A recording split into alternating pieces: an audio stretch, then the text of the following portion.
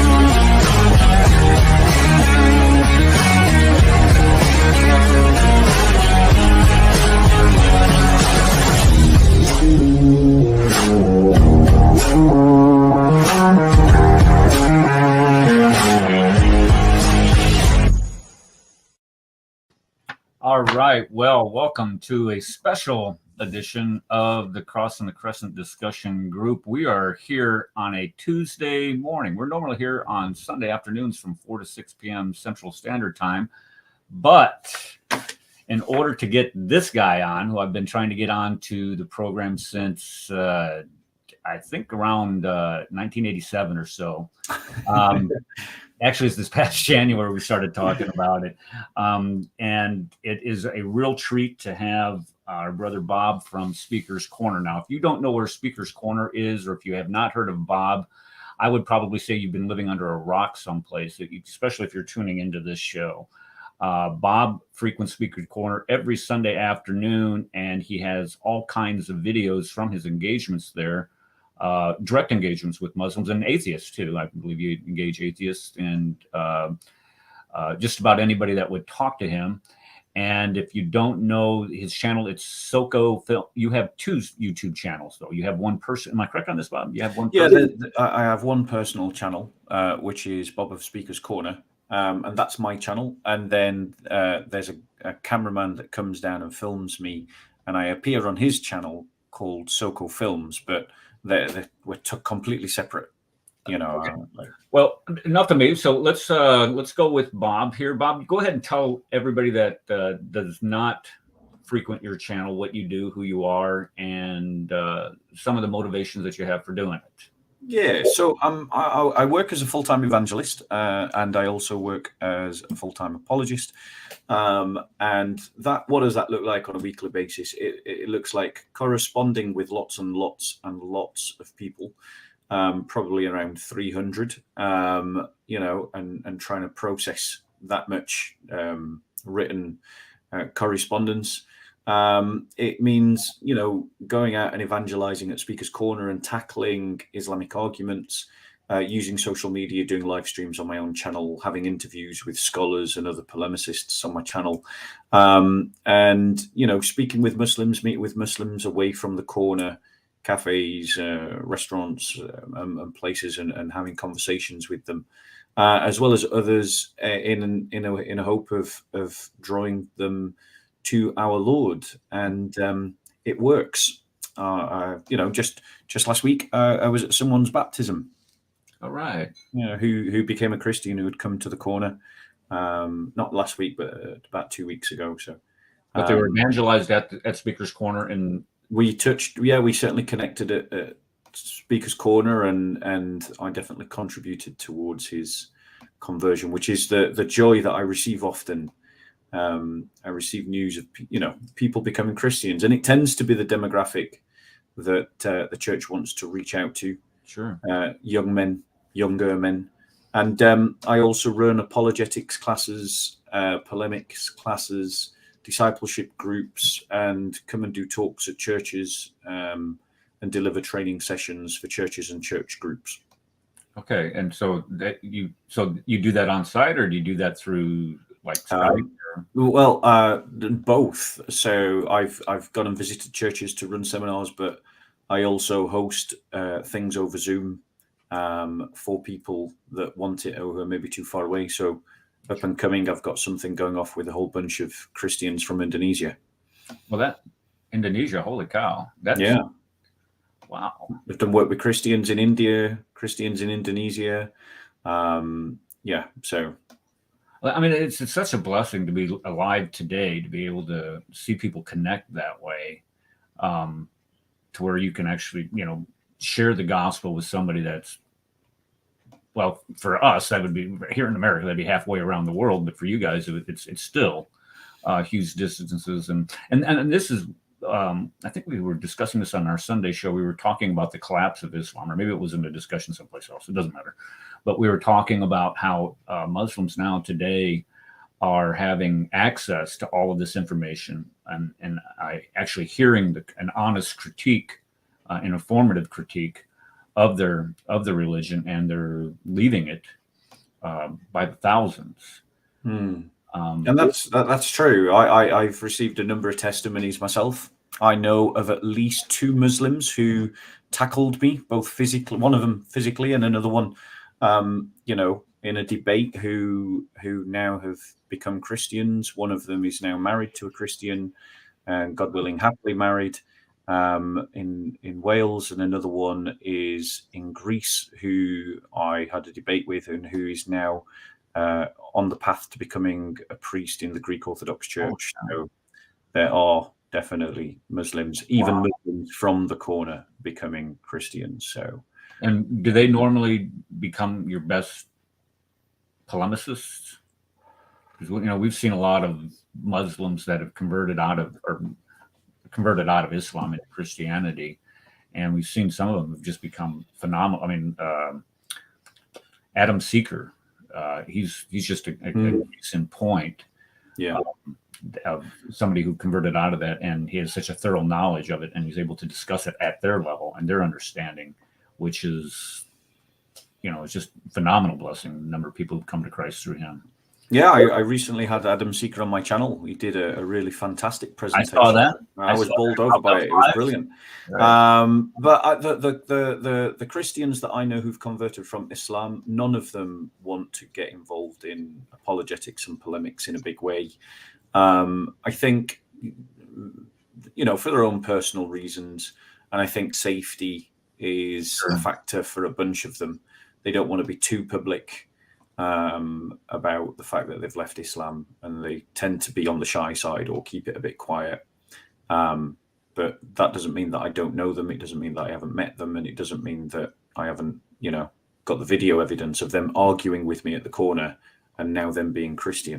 So I know that they're Christian. I don't care if some Muslim disbelieves me in the chat.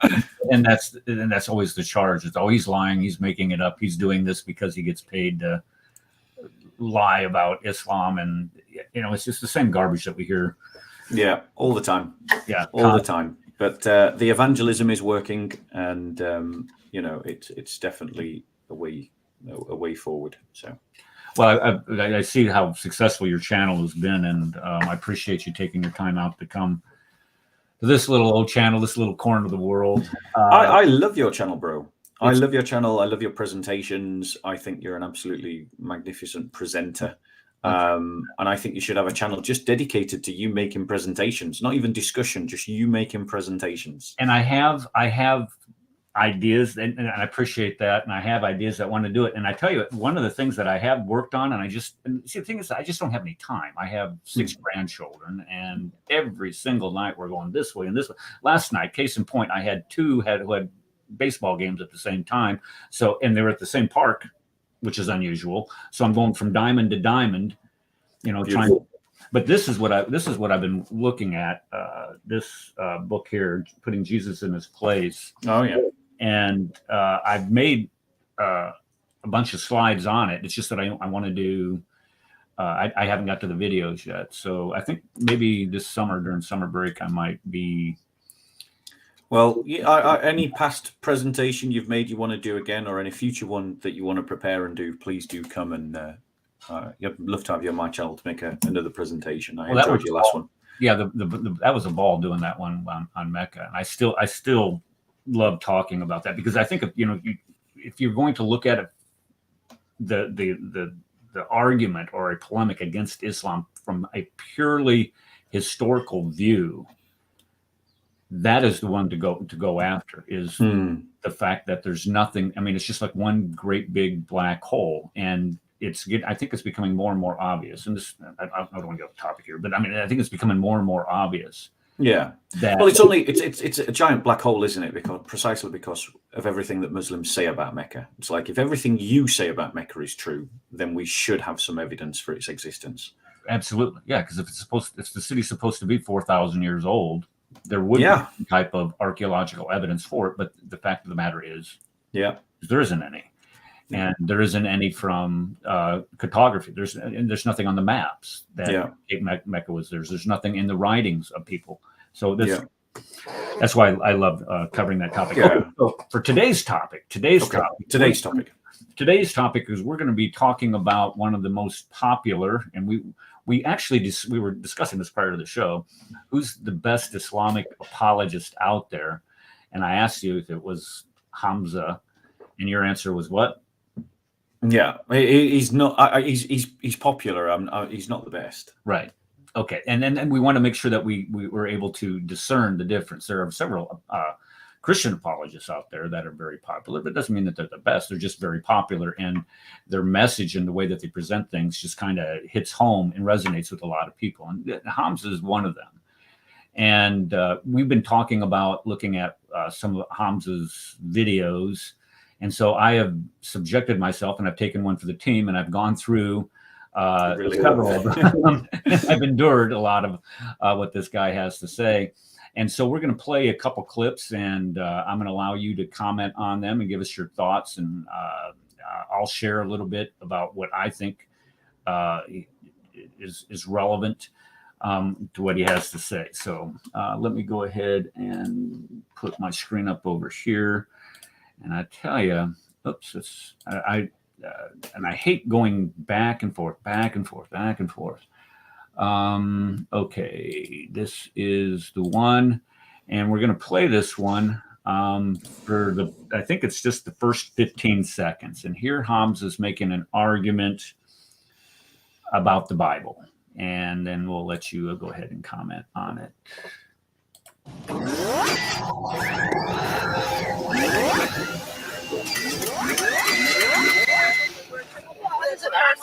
So you're saying to me the Bible is historically accurate? Almost a new way of writing. I believe so.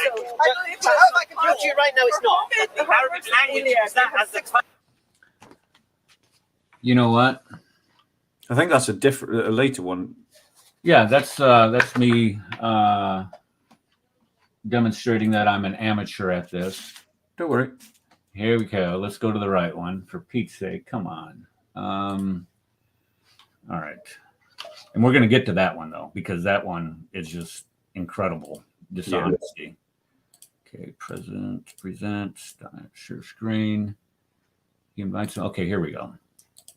All right.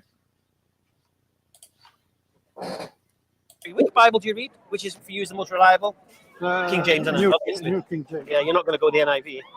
But I use the ESV a lot because I've got a. Oh, you can't use the Greek. You can't use the KJV and the ESV. There's verses in the KJV, not in the ESV. Okay, so he's making the argument that telling this guy, this Christian, I think the guy's name's Chris. He's telling him that, and he begins the argument and says you cannot use one translation and another translation if you were going to be consistent. Is there any truth to that? No, and the reason why there isn't is because there's a lot of assumptions that Hamza's making that are just not true. His and I'm going to unpack some of those assumptions and reply to them a little. But firstly, let's allow the fact that if you get an ESV and you get a KJV and you read them side by side, you are going to find that there are some verses that are in the KJV that are not in the ESV. Is your wife your biggest critic? There we go. It's all right. Don't worry about it. No, I don't know. It's the adverts from one of the video screens that you've got open. Are you You've got kidding? to pause it. It's all right. This happens to me as well. All right. I think you've got it. No, I don't. What is Here believe him? we go. But not all Christians. There we go. All right. I hit the wrong button. Don't Ignore worry me. about it. Let's go Yeah. ahead. And continue. So you've got so it's true what he said as a basic fact that there are verse differences between the KJV and the ESV. Examples include Matthew 17:21, 18:11, Matthew 23:14, Mark 7:16, Mark 9:44, 9:46, Mark 11:26, Luke 17:36, Acts 8:37, Acts 15:34, Romans 16:24. I could give you a list, and I just have. You did. Right. But I can't write that fast, but I Yeah. tried. But the thing is that the assumption that he has made is that Christianity is a book-based religion, and that assumption is neither true in Christian practice nor in Christian belief. Every Christian accepts that the church was founded before the Bible was written, that the New Testament was written, and the New Testament was written to a church that already existed, and that's a relevant fact that's going to come into a lot of the arguments as we go forward. When Christians give out the gospel, we don't say to someone, well, you can't become a Christian until you've read all the books of the Bible. We don't even say to someone, you have to read a gospel before you become a Christian. If someone is willing to accept our personal presentation of the gospel and accept our Lord as their Lord and Savior, that's enough. So even in our praxis, in the way that we evangelize, we're not a book-based religion. Now, the thing is, he's talking, and maybe Eric, me and you could do something on this, is what I'd like to set your challenge. If you go to 17:21 and Matthew 17:21 and read it. Okay. Matthew 17 and 21. It says, however, this kind does not go out except by prayer and fasting. And fasting, right. So now if you read that same verse in the ESV. That's the King James, New King James. So go to the ESV. Okay. ESV means that it was the English Standard Version. Go to Bible Gateway, guys. Bible Gateway is such a treasure trove of different versions. Okay, verse 21. Verse 21. It's not there. Yeah. So what now is missing from our faith by the absence of that? So my challenge to you, Eric, is while I make the rest of my presentation, is to see, using the ESV alone, if you can establish that prayer and fasting is a way to appeal to God for our prayer needs. So that's my challenge. Use Google, just prayer and fasting, and whether you can establish that we should use prayer and fasting when praying to God about things. Okay. I'll continue with my presentation just All right, to go ahead. do that, and then you're going to make a mini presentation straight after that, off the cuff, just to show what a weak argument this is. So the reality is that the first falsity is that that Christianity is a book-based religion, which it isn't. The second argument, the second concession that we need to make is that that asking the question, which is the most reliable translation, is a fair one. It's a fair question. I think Hamza's probably saying it unsincerely. So I'd like to reverse it to Hamza, and I'd like to ask him which out of the over 100 Quranic translations in English does he think is reliable, and would he choose to use, and which would he reject? Because I have access to a whole bunch and they don't all say the same, and we'll do a quick experiment on that later as well. There are multiple different translations of the Bible. That's a separate issue from textual variants, and this is a question about textual variants. But I want to defer to what the scholars say about whether any of these textual variants actually harm anything that Christians believe. So I'll quote Dr. Bart Ehrman for you in his book, Misquoting Jesus. He said, "To be sure, of all the hundreds of thousands of textual changes found amongst our manuscripts, most of them are completely insignificant, immaterial, and of no real importance for anything other than showing that scribes could not spell or keep focused any better than the rest of us."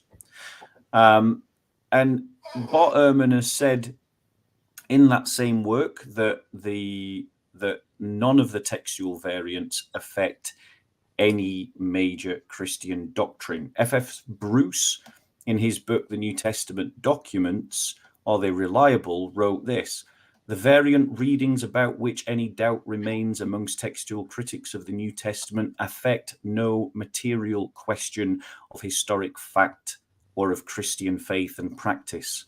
Dr. Daniel B. Wallace wrote this in his book, Revisiting the Corruption of the New Testament: "Although there are some significant textual variants, none of them affect any major Christian doctrine. This is a truth that is attested to by both evangelical and critical textual scholars."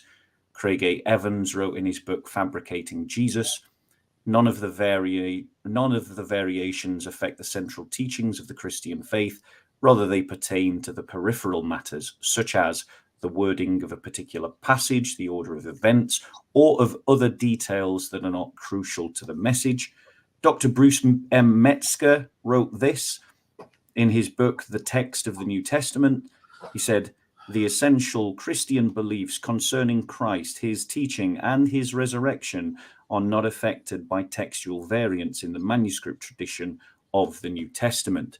Now, you'll notice that they are making the same distinction that I am, which is that there is a difference between words and message. And the thing is, Christians have their faith in the message of the Bible, and we are 100% confident that that message has been preserved. The study of textual variants only leads us to conclude that the text has basically been stable for 2,000 years. The problem with Christians is not that we've lost words, it's that we've gained a few words in places here and there, and Christians have disagreement about whether those words should be kept and included. And where those differences do occur in the text, as we're going to see, it only affects minor doctrine, which through using other verses in the Bible, you can reestablish anyway. And that's what I came up with, by the way. What, sorry? I got 35 helpful Bible verses for fasting. So we find fasting and prayer. Yeah. So show me fasting. So show me now. You've literally done it in real time whilst I've been talking. So now you make a very brief presentation showing the general principle that Christians can and should use prayer and fasting to appeal to God.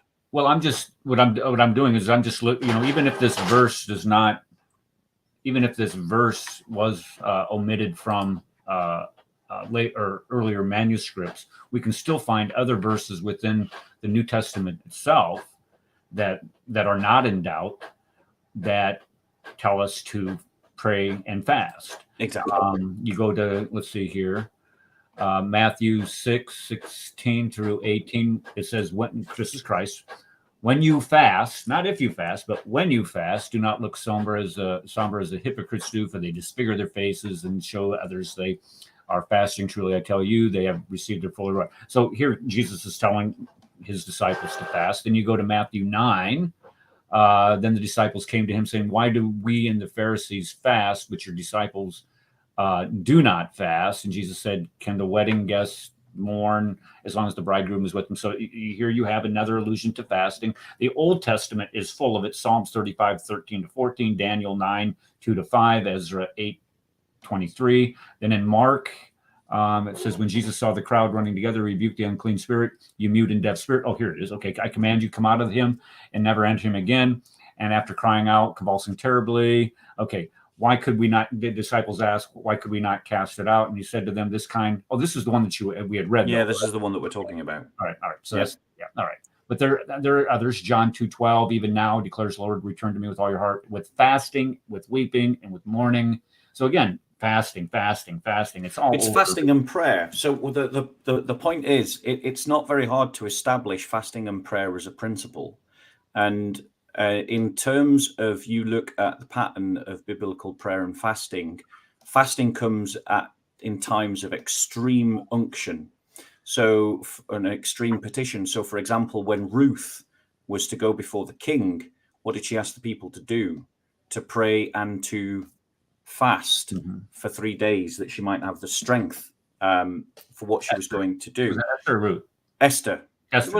Was it? No. Yes. Esther. Sorry. Yes, you're right. Esther. But the story's right. Just right. There's a perfect example of a textual variant done in real time. Like, you know, we have two accounts. We have two accounts of the story. One in which I gave Ruth, and one in which the brother gives Esther. Yeah. But the reality is, the story is the same, regardless of which name is in there. And actually, the sources support Esther, not Ruth. So my version is clearly the textual variant that can be dismissed. And that's how textual variants work. You just seen an example in real time, thanks be to God. So my point is that Christ is applying, whether those words are in the text or not in the text, Christians can pray and fast to cast out demons. And in extreme unction, fasting with prayer is normative for Christian behavior. And I would say that casting out a demon probably requires extreme unction. So even if Christ didn't say pray and fast, Christians can still pray and fast and should still pray and fast. So nothing has changed about our practice. Nothing has changed about our beliefs. What I would say is that as Christians, we do need to make sure that we are using translations that are faithful to the Greek as much as possible. We do need to be aware that there are such things as textual variants, and we should recognize and frame that properly, that textual variants are a serious question for Christians, but they're not a knockdown question for Christians. They're not the kind of question that fundamentally makes our faith implode, because the faith isn't built on the Bible. The Bible is built on the faith of the apostles. Sure. And the Bible emerges. Opposite what Islam is. Exactly. And that's the fallacy that Hamza's making. He's thinking that what's true for the Quran must be true for Islam. But just pick any verse at random, bro, in the Quran. Pick a verse. Tell me to go to any verse you want to in the Quran. 4:157. 4:157. Okay, let's have a look at that. Because I'm just going to show you that Quranic translations also differ as well.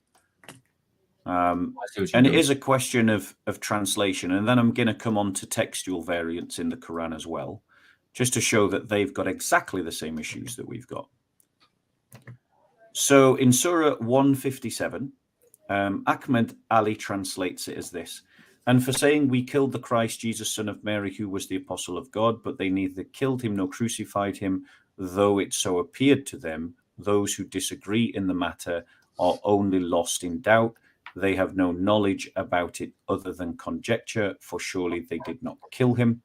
Ahmed Khan: "And because they said we have killed the Messiah, Isa, the son of Maryam, the messenger of Allah, they did not slay him, nor did they crucify him, but a lookalike was created for them, and those who disagree concerning it are in doubt about it.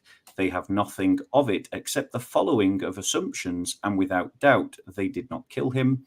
Madudi translates it: "And their sayings, we slew the Messiah, Jesus, son of Mary, the messenger of Allah, whereas in fact they had neither slain him nor crucified him, but the matter was made dubious to them, and those who differed about it too were in a state of doubt. They have no definite knowledge of it, but merely follow conjecture, and they surely slew him not." Talal Itani translates it: and for their saying, we have killed the Messiah, Jesus, the son of Mary, the messenger of God. In fact, they did not kill him, nor did they crucify him, but it appeared to them as if they did. Indeed, those who differ about him are in doubt about it. They have no knowledge of it, except the following of assumptions. Certainly they did not kill him. Now, a quick, fast reading, that all kind of sounds like it's saying the same thing, and it essentially is. But some of those translations kind of imply that Allah is the one. Some of them more clearly imply that Allah is the one behind the deception than other translations. I don't know if you picked it up. Yeah.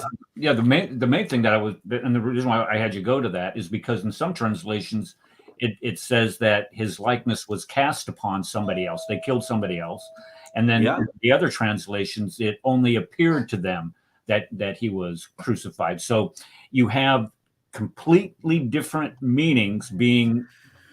So an example of that.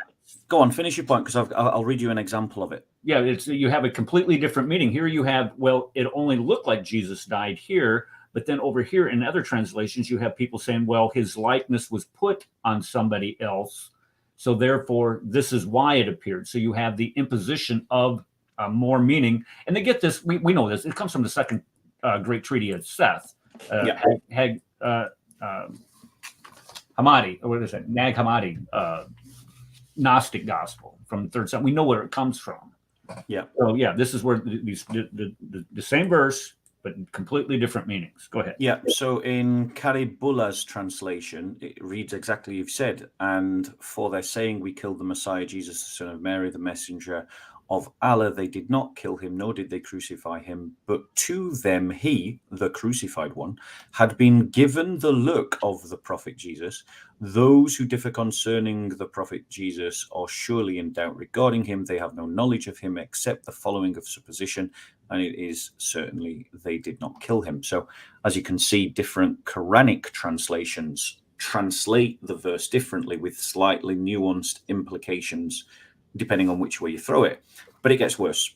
So this is a book I want to recommend to people, Corrections of Early Quranic Manuscripts, because there are textual variants in the early Quran as well. So I'm not opening to a totally random page. I put a demarker in, but I did actually flick through this to just land at a random page when I was prepping.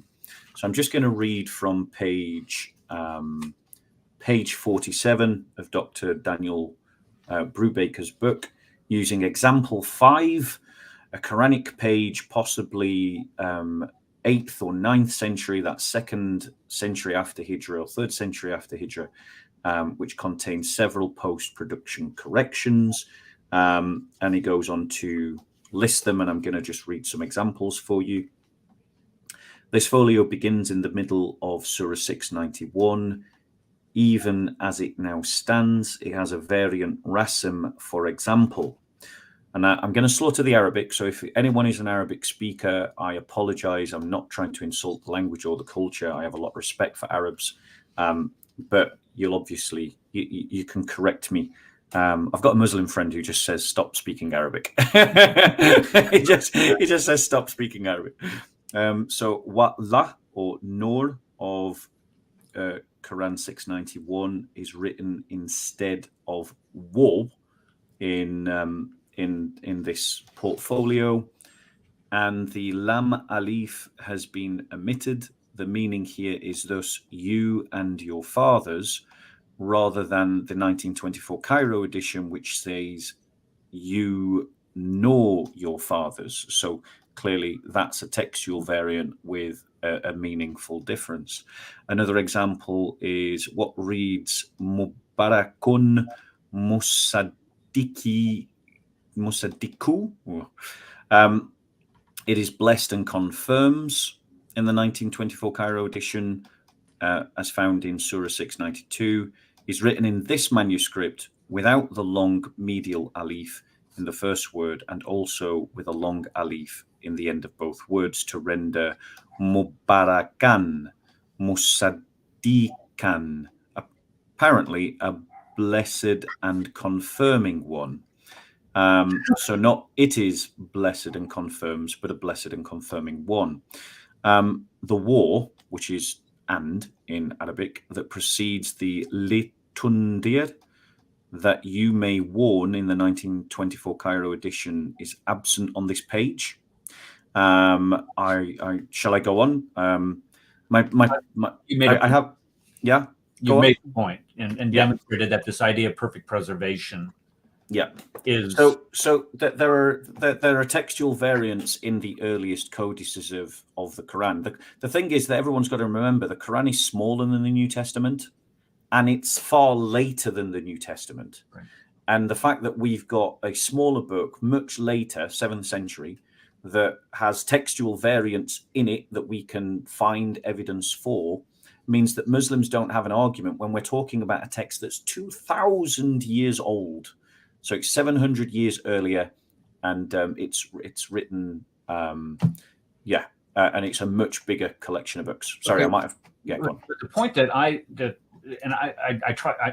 don't try to take the side of the Muslims on this, but just to illustrate their point and drive their point home, if you go through those variants that Brubaker and other scholars are now finding within the Quran and the original manuscripts themselves, they really don't have an impact on any of the core teachings of Islam itself. Yeah, yes, there are variants, but that doesn't impact the core teachings, the meaning of the overarching meaning of the text, or what their beliefs are. I would agree. Same thing applies to the variants that the several thousands of variants that we find in our manuscripts. There's no impact on any core teaching of the church, and we just accept that because this is, it isn't like we have, cut and paste, back in the 7th century or in the 1st century. They actually had to hand jam that stuff, and people are fallible and they make errors, and we recognize it, and we're able to address that through textual criticism. The difference is that they don't allow that, though, because it runs contrary to the Sharia. You cannot second guess, and anything that, by consensus, is considered blasphemy, is considered apostasy. Well, the thing, yeah, exactly. You've hit your nail on the head, is that a textual variant in the Bible is a serious but non-threatening condition for the Christian, but a textual variant in the Quran is a fundamentally contradictory counter evidence to the truth claims of the Quran itself, because the Quran claims that Allah is the protector of the book, and that he would protect the book, as according to the Muslim tasfirs, that he would protect the book from corruption. So the fact that we have found textual variants demonstrates that Allah has failed in his promises, which means that there's a contradiction in the Quran, which means that it's not from Allah. So that means that Hamza's a hypocrite then? Hamza is working to a double standard, definitely. But his double standard is allowed to go on because lots of Christians fall into the trap of his assumption, which is that Christianity is a Bible-based religion. On a slightly tangent point, but I think a very true point, an important point, I do think the time has come for Christians to know who's translating the Bible. Because, and it's not a relevant point to this video, but it is a point relevant to the point that we're talking about, is that now we've got to the point where there are scholars translating the Bible that aren't Christians, and they're coming to the translations with their own agendas. I see what you're saying, sure. Yeah. And we need to raise this concern amongst our brethren that it's time for now to list any translator who works on a biblical translation. And, and I think if you're some of these versions of these people who publish these versions, I think that should be we sign not an agreement, but a confessional. You have to confess that you believe in the sacredness of the scripture, the truthfulness and therein. And I agree 100%, because you can get anybody come in there like this guy, like the guy that you just quoted for him, misquoting Jesus, Bart Ehrman. Yeah, you can get him to come in there and completely. And then everybody. And I like your allusions to Daniel Wallace. And I would encourage anybody, if you can, go over to his website, watch his lectures on textual criticism. And the guy is frighteningly candid about the number of textual variants that we do, but he's able to articulate the explanation for it in such a manner that even the layman can understand. And here's the bottom line. The reason why we have so many textual variants from the New Testament is because we have so many manuscripts. If we didn't have the million, 2.5 million pages of Greek New Testament manuscripts is what we have. If we didn't have that much, then we wouldn't have the number of variants that we have. But the fact of the matter is, since we have so much abundance of riches, or what does he call it? An embarrassing abundance of riches. Right. Yeah. Because it's 5,000 Greek texts, 10,000 Latin texts, and 5,000 texts in other languages, which means that when we compare all these texts, not only do we have an uncountable number of textual variants, but it's really easy to spot the fact that most of them are just spelling mistakes. It's like, what's the difference between, how do you spell John? John, Jonn, John,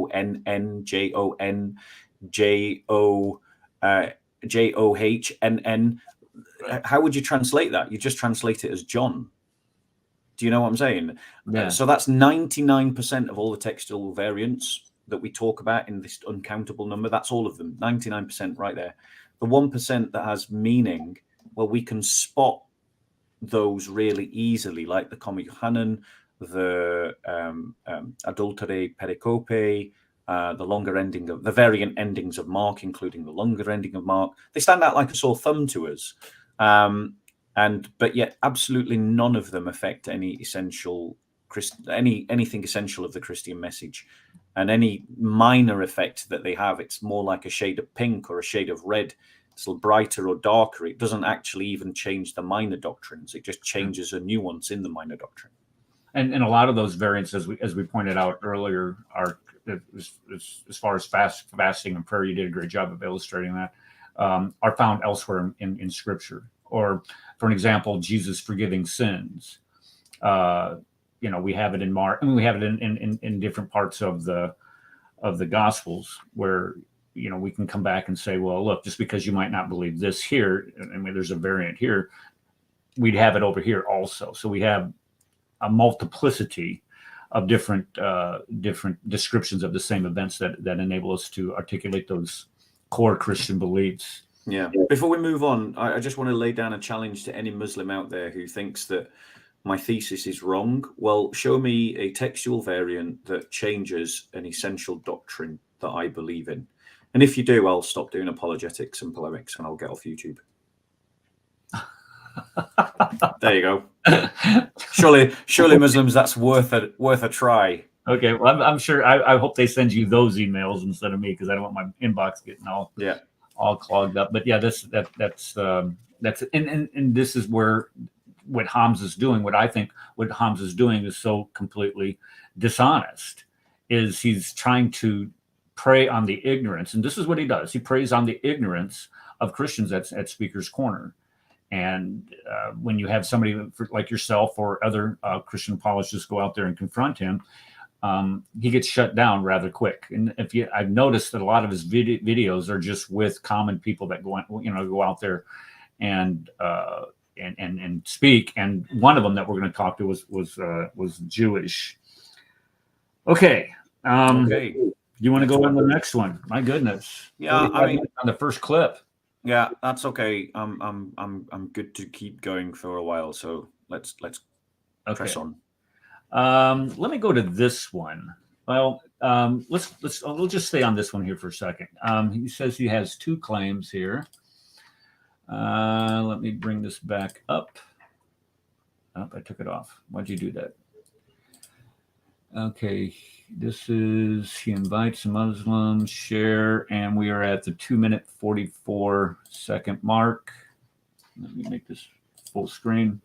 Here we go. I've got two claims. All right. I don't believe you can justify Jesus being God, even if every word of the New Testament is true. I don't believe you can. Yeah? That's my first claim. My second claim is, obviously, I don't believe they're reliable anyway. But even if they were, I don't believe you can justify it. Now. Okay, so what he's saying here is that he's making two statements here. He's saying you cannot demonstrate that Jesus is God, even if he accepts the entirety of the New Testament, or The first one is that he'll accept. How did he say that? He was going to accept the entirety of the New Yeah, Testament. even if every word was true, you couldn't justify it. Yeah, you can't justify that Jesus is God. Right. True. So so to answer Hamza and Muslims directly, one assumes that the claims of the Quran are normative, and so therefore let us look. If we assume, for the sake of Hamza's test, that every part of the New Testament is true, therefore we don't need to question its reliability or its truth claims. I mean, that is a slightly self-defeating argument, but let's pretend for a moment we now have to justify it. Well, let's justify it with the Quran, which is normative. So the Quran gives certain titles to Muhammad, to Allah, the sock puppet of Muhammad, but he gives certain titles to Muhammad. So, for instance, it calls Allah the light of the heavens and the earth in Surah 24, verse 35. But funnily enough, Jesus is also called the light of the world in John chapter 8, verse 12, and in John chapter 9, verse 5. The Quran describes Allah as the truth in Surah 22, verse 6.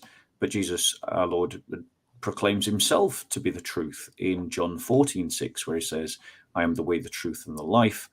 Allah is declared the judge. Allah is described as the judge in Surah 11, verse 45. But Jesus is described as the judge of the living and the dead in Acts 10:42 and 2 Timothy 4:1. And Christ himself says that the Father judges no one, he has given all judgment to me. You see that both in the Quran, you've got Allah creating in the Quran. He's the creator, but in the Christian scriptures, Jesus is the creator. The Quran is declaring Allah as uncreated, and in the scriptures we hear that Jesus is uncreated. Now, for whatever reason, the notes that I had to show that I cannot find. So just bear with us 1 second while I just find where my notes. Bear with us. Okay. Did you? I don't know what happened, but my system just crashed. And let me see here. Let me remove this. Sorry, I just want to. Sorry, did you want to say something, Eric? Because I've got more examples to give. No, I just said my system just crashed, and I just had to bring everything back up. I'm sorry. Go ahead. Okay, that's fine. I missed almost everything. Well, the last part that I saw that you were talking about, Jesus is the light of the world, the truth, the judge. Yeah. Okay. That's fine. I've not really got further than that because I'm struggling to find my notes, but bear with us. So another example is that the fact that in the Quran, one of the titles of Allah is Al-Qahar, the subduer, but Christ says that all authority in heaven and earth has been given to me in Matthew 28:18. So who's the subduer? Is it Allah or is it Jesus? In one of the titles of Allah is Al-Malik, the king, but in the Gospel of John, Christ says in 18:37, I am king. You are right in saying that I am king. In fact, for this reason I was born, and for this I came into the world to testify to the truth. So who's king? Is it Allah or is it Jesus? In the Quran, it says that Allah is Al-Mumin, which means the faithful. But in John 14:1, Jesus says, do not let your hearts be troubled. You believe in God, believe also in me, which is showing that that Jesus can be trusted, that he is faithful in what he does. Let me go back and get you some more examples. Bear with me. Well, the most common one that I'd see as you're looking for that is the Alpha and the Omega, the first and the last. That was my next one, yeah. Was it? Okay. Go ahead. No. Yeah. So you go on, bro. You've got it right. So then we find finish it. God in the Old Testament being referred to as the Alpha Omega, and then Jesus also in the book of Revelation, I think in 3 different spots, he's referring to himself as the Alpha Omega, and also in the Quran we find Allah being referenced as the Alpha Omega. So if you're sharing all these same names and you're going to make this argument that, well, you just can't say that Jesus is God, justifying it using the New Testament, well, then you're ignoring a lot of the meaning of what Scripture says about him. And I think that's what you're doing with these points that you're making. But also, as I mentioned earlier, with this book here, putting Jesus in his place, the authors of this book do a huge favor for Christians when arguing this or making this argument. You know, how can you show that Jesus says that he is, or how does the New Testament describe Jesus as being God? Where can I find that? Well, it's all over the place. You have hundreds of different verses within that text itself that provide that. That's why I want to do those videos if I ever get to them. Yeah, and also Muslims will immediately recognize that Allah is the creator, but it says in Scripture, speaking of Jesus, he is the image of the invisible God, the firstborn of all creation. For by him all things were created. Mm-hmm. In the Gospel of John, it says, in the beginning was the Word, and the Word was with God, and the Word was God. He was with God in the beginning. All things were made by him, and nothing in the whole of creation was made without him. So, you know, like Allah and Jesus are not just having the same titles, they're doing the same actions, they're performing the same actions, and according to the Scriptures, both are uncreated. Allah is uncreated and Jesus is uncreated. So if we're, as Hamza's saying, if we're saying that we if every word of the Bible is true, then it's justified based upon the Quranic testimony to say that Jesus is God in the Bible. Yeah, this is where he's trying this, and this is, if you continue to watch it, we're not going to, but if you continue to watch the video, he tries to muddy all of the objections that the guy that he's encountering has, and again, being dishonest in his representation of those verses, and that's what they have to do in order to try to score those points, or in order to make those points. Definitely. Okay. Do you want to make any more points on that? Or do you want to go on to the next one? But yeah, just another one, just one final example to leave in terms of the actions being the same. You've got the fact that in the Quran, Allah is described as the one who gives life and can raise the dead in Surah 22, verse 6.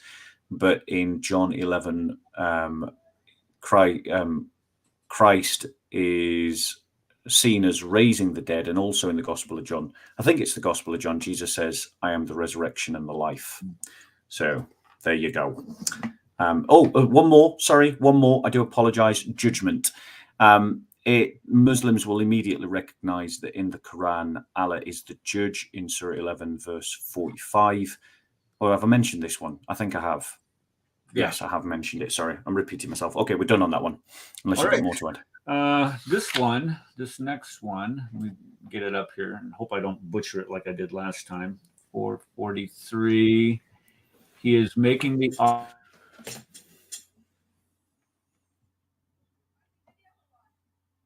No, I've lost you. So I suspect my brother has lost his connection. So can people just tell me in the chat whether you can still hear me, or have I been lost as well?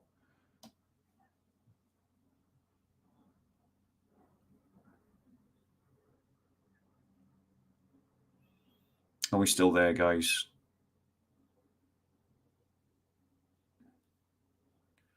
Yes. Are we all frozen, or is it just Eric that's frozen, guys? Okay, so you can all hear me. So whilst Eric gets back into the chat, I believe the next one he's going to do, and this is why it's always good to plan these things in advance, is to argue that Paul is the one who's the author of the Bible that Paul is the one who created the biblical story, that he's the one behind the gospel narrative. And so to try and demonstrate to Hamza and his acolytes that this is wrong, we just need to start thinking logically. And the first thing that we have to ask ourselves is that there are certain facts that are on the ground in the first century that were well attested against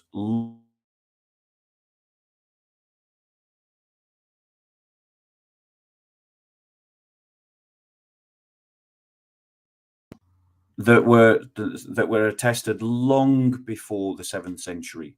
So these would include things like the tomb of Christ being empty, post-mortem experiences of Christ, that the Sunday was venerated as a special and holy day, and that the cross was taken as a sacred symbol. Now, the thing is, if there was no resurrection, then none of these facts would be true, but they are well attested, as well as the fact that Christ was crucified. It is a well attested fact. Now, if the Quranic narrative is true, even with their idea that it was something where someone else was crucified in his place, that would not account for everything that occurred in the first century. It wouldn't account for venerating a Sunday as a special day. It wouldn't account for the multiple post-mortem experiences, which, by the way, even scholars like Dr. Bart Ehrman accept are real. It doesn't account for the cross becoming a sacred symbol, because the Jews had a paradigmatic formula for what to do if your teacher died. And the paradigmatic formula is, if your teacher died, then you venerate the tomb. Not that you start observing the first day of the week as something special and claiming that someone had risen bodily from the dead. But this all occurred in the first century, long before Islam.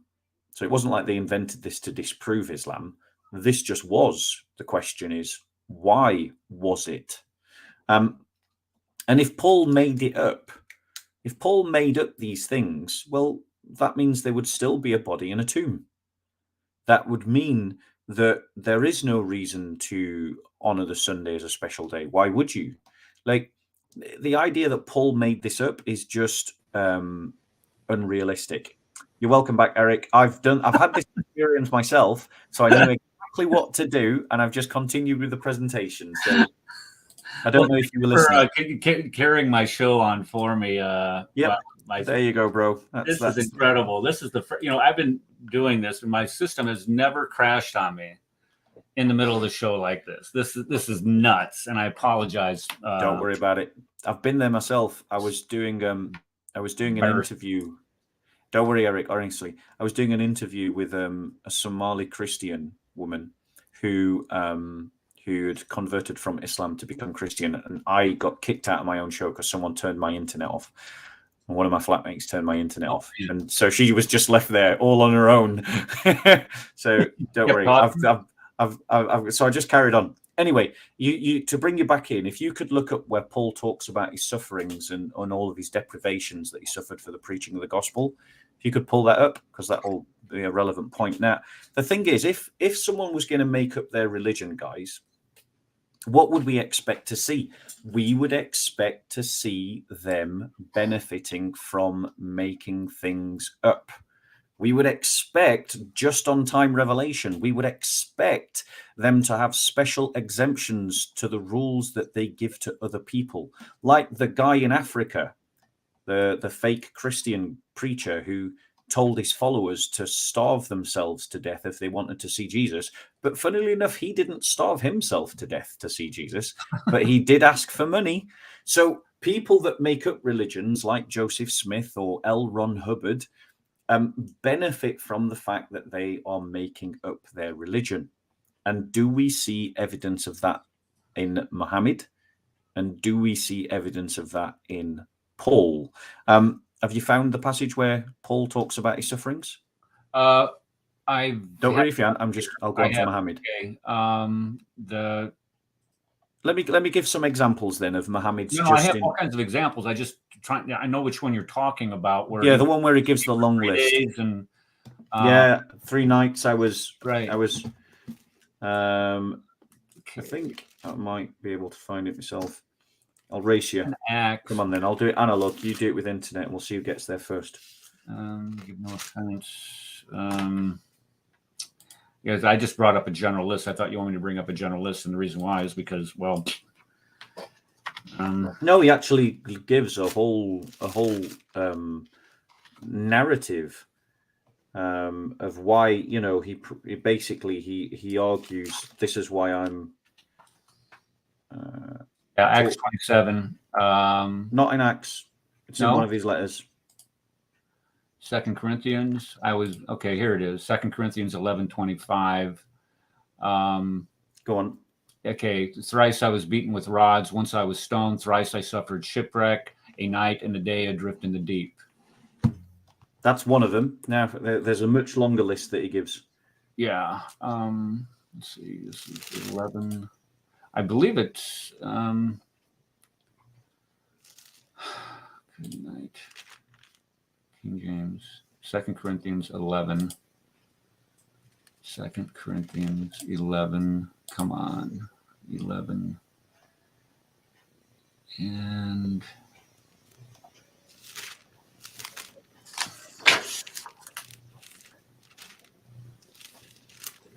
Here we go. No. Sorry, I haven't found it. Second Corinthians. What? Sorry. Okay. Here. Okay. 5 times I received at the hands of the Jews the 40 lashes less one. Where is that? Rod. This is 2 Corinthians 11, beginning in verse 23, 24. 5 times I received at the hands of the Jews the 40 lashes less one. 3 times I was beaten with rods. Once I was stoned. 3 times I was shipwrecked. A day and a night I was adrift at sea, on frequent journeys in danger from rivers, danger from robbers, danger from my own people, danger from Gentiles, danger from the city, danger in the wilderness, danger at sea, danger from false brothers, in toil and hardship through many a sleepless night, in hunger and thirst, often without food, in cold and exposure, and apart from other things, there is this daily pressure on me of my anxiety for all the churches. Right. So this doesn't sound like a man who's having necessarily the best time in being an apostle. And Paul, rather than having timely revelation that just seems to get him out of trouble every time, on the contrary, he ends up wrestling with the churches and sometimes struggling with the churches to disciple them. And you can see, as read by Eric, in what verse was that again? What passage? 2 Corinthians 11, 21 or 23 through 28. Right. The many deprivations that Paul had, but compare this to some of the timely revelations that Muhammad had. So, for example, bear with us. I'll read from Sahih al-Bukhari, book 66, hadith 12, or some number systems give it 4990, and some give the reference as volume 6, book 61, hadith 512. There was revealed, not equal are those believers who sit at home and those who strive and fight in the cause of Allah. Now, it's a reference to Surah 495, but you won't find it like that in your Quran. What you'll find in your Quran is this. The Prophet said, "Call Zayd for me and let him bring the board, the ink pot, and the scapular bone, or the scapular bone and the ink pot." And then he said, "Right, not equal are those believers who sit." And at that time, Amir bin Maktum, the blind man, was sitting behind the Prophet. He said, "O Allah's apostle, what is your order for me as regards the above verse, as I am a blind man?" So instead of the above verse, the one I've just quoted, the following verse was revealed, which is the one you'll now find in your Quran. Not equal are those believers who sit at home, except those who are disabled by except those who are disabled and those who strive and fight in the cause of Allah. So literally, Allah's given this revelation to Muhammad. He's uttered it. You've got a record of it. So the Quran exists in one form at one moment. But because the verse basically has no account for a blind man, and the blind man asks him publicly, but what about me? I'm blind, which is a bit embarrassing, isn't it? Like, you know, you've just given this verse and now you've just got caught out by this circumstance. And then boom, a new revelation suddenly appears in which actually there's an account for people, an allowance made for people that are disabled. And so the Quran changes form from one minute to the next based on an embarrassing incident. That is what you expect when a person makes up their religion. Let me give you another example. So, for example, Let me ask you, Bob, did that video clip play when I got cut off? No, it didn't. So do you want to play the video clip to give context to what I'm saying? He says that Paul, his assertion here is that Paul's letters influenced the Gospels. Yes. So that is the argument. So he's essentially making up. Yeah, he's essentially trying to suggest that Paul made Christianity up. Right. Yeah, and this is a common, and we both know this is a common, very common Islamic trope, polemic. Yeah. Letters of Paul and such. So let's test that reliability. Yeah. Now, I would even cut to the chase, and I wouldn't even bother with the Gospels initially. My first port of call is Paul. You don't trust Paul? No. And I believe Paul letters influence the Gospels. Yeah. Okay. So I'm just going to give one more. I've got a lot to say on this. I hope you don't mind, Eric. No, go on ahead. I'm loving it. So I want to give another example. So I'm sure you've heard of the Battle of the Trench. This comical experience, this comical story of this battle outside Medina, where they dug a trench, and then the army that arrived suddenly went, well, now that they've dug this trench, we can't possibly go around it. You know, there's nothing we can do. We're completely it's like a Monty Python. It's like a Monty Python sketch. It really is. But anyway, prior to this battle, because somehow Muhammad knew that the army was coming, I don't know how, maybe he had spies who were informed or something. He commanded his followers to build a trench outside of Medina in anticipation of the upcoming battle. And a lot of his followers just walked off and didn't. They didn't put in a day's work, as it were. They walked away after when they got tired or when they were fed up. There's an example of one person coming to him and asking him for permission to leave, and Muhammad grants it. And as soon as he could, that particular Sahaba returned. But then, in this context, what should happen? Allah the sock puppet arrives and says in Quran 24:62, only those are believers who believe in God and his messenger. When they are with him on a matter requiring collective action, they do not depart until they have asked for his leave. Those who ask for thy leave are those who believe in God and his messenger. So when they ask for thy leave for some business of theirs, give leave to those of them whom thou will, and ask God for their forgiveness, for God is oft forgiving, most merciful. Now, the translation, those who are true believers in Allah ask Muhammad's permission to leave, and those who do not believe in Allah are among the disbelievers, do not ask permission. To further emphasize the point, like in Ibn Ishaq's record, the following words are found. Do not treat the call of the apostle among you as if it were one of you calling upon another. God knows those of you who steal away to hide themselves. Let those who conspire to disobey his order beware lest trouble or a painful punishment befall them. It's kind of helpful, isn't it? Like you needed something to emphasize the idea of doing your duty and not just wandering off, but getting permission. And then lo and behold, Allah provides a verse that says exactly that. Mhm. It's pretty cool.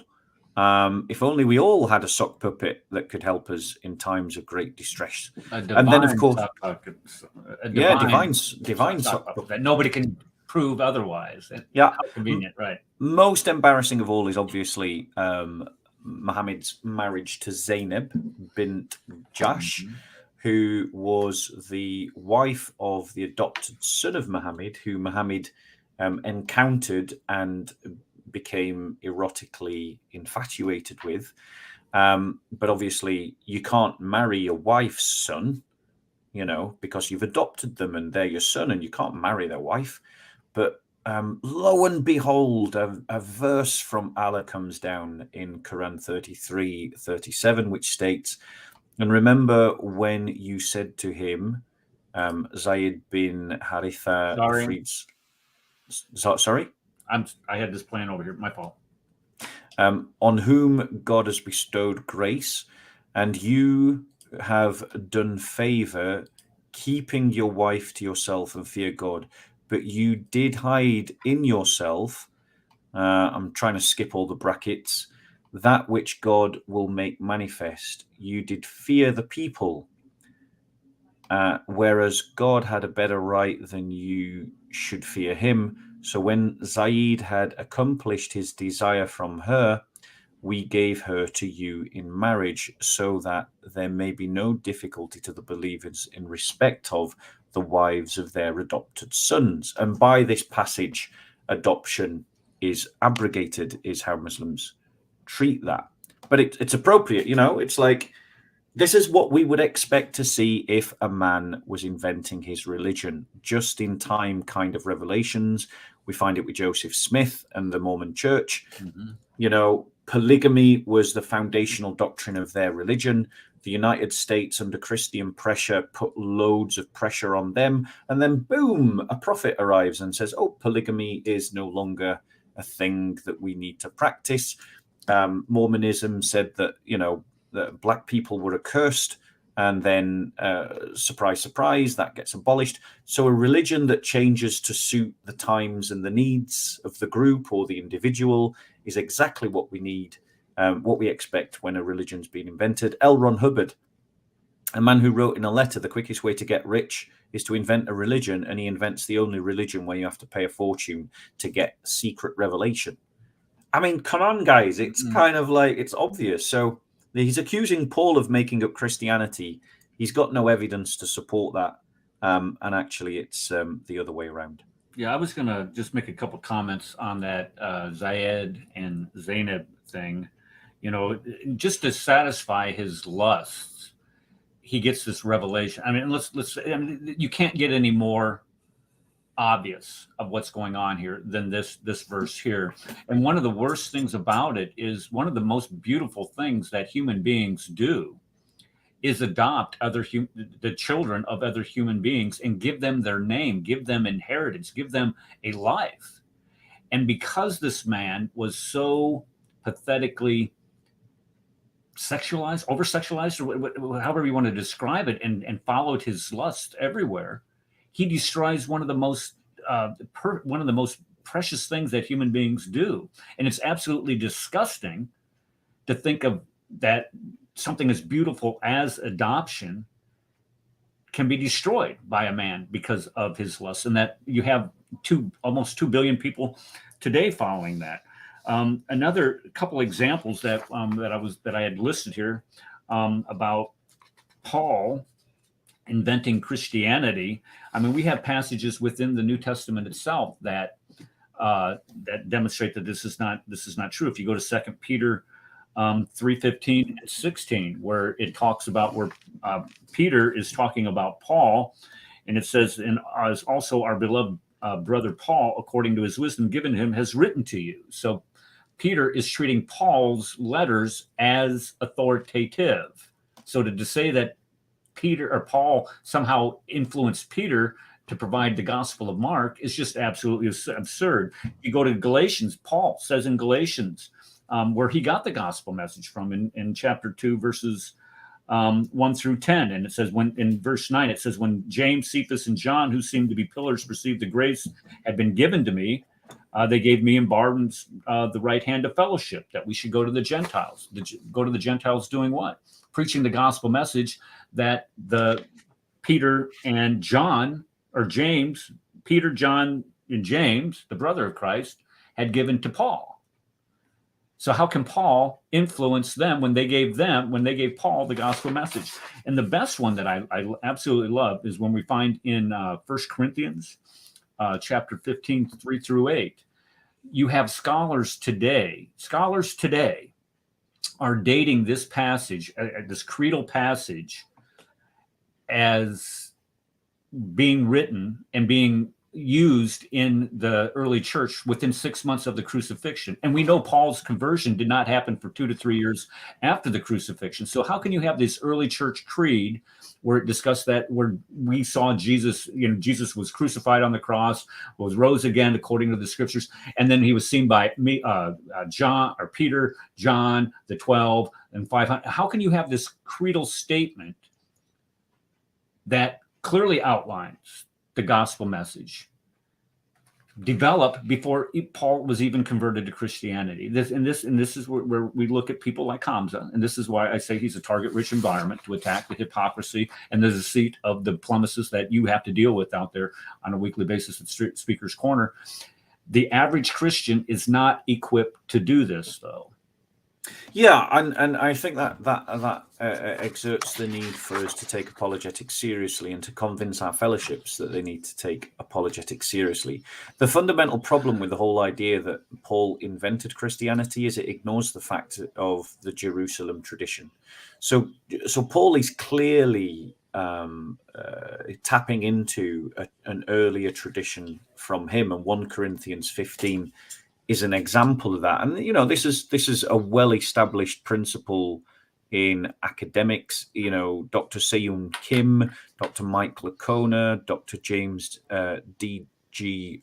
Dunn, in his New Perspectives on Paul, for instance, argues that Paul's gospel is not simply a reflection of the Jerusalem tradition, but represents a significant development and innovation within early Christianity. But the point is, James Dunn is recognizing that there is a Jerusalem tradition that Paul is tapping into. It's how N.T. Wright described Paul as being, so Christ came and was the sort of the surprising answer to Old Testament prophecies that resolved the Old Testament prophecies, and then Paul was the first one to go, not the first one, but one of the most significant people to go, well, what now? What do we do now? Sure. The difference between the one who writes the music and the one who composes the music, the one who interprets the composition of the music. So this idea of a Jerusalem tradition is something well established in academic fields. It's clearly evidenced, and Dr. Seyoon Kim really goes to town on this. He really does a deep study on it, and he identifies multiple places: 1 Corinthians 15, 1-5, Galatians 1, 18-19, Galatians 2, 1-10, Romans 1, 16-17. As being all passages where clearly Paul is dipping into a Jerusalem tradition that predates his own conversion. Sure. And as he's tapping into that tradition, what is that tradition? It is that Christ was crucified, Christ was resurrected, Christ will come again. It's the basic kerygma that Christians have recited in their liturgical worship for 2,000 years in chant. It's the earliest proclamation of the church. You find it in the early sermons in the book of Acts, and it predates Paul. So Paul can't be the inventor of something that he converted to. And let's remember that, because it is a majorly important point. Paul, an enemy of the church, a persecutor of the church, converted to a religion that he was persecuting. If you convert to a religion you're persecuting, then you're not the inventor of that religion. Okay, I got a rebuttal for that. Go on. Okay, and this is an honest to God rebuttal that I've heard from a polemicist saying, well, if you're Paul, and you really want to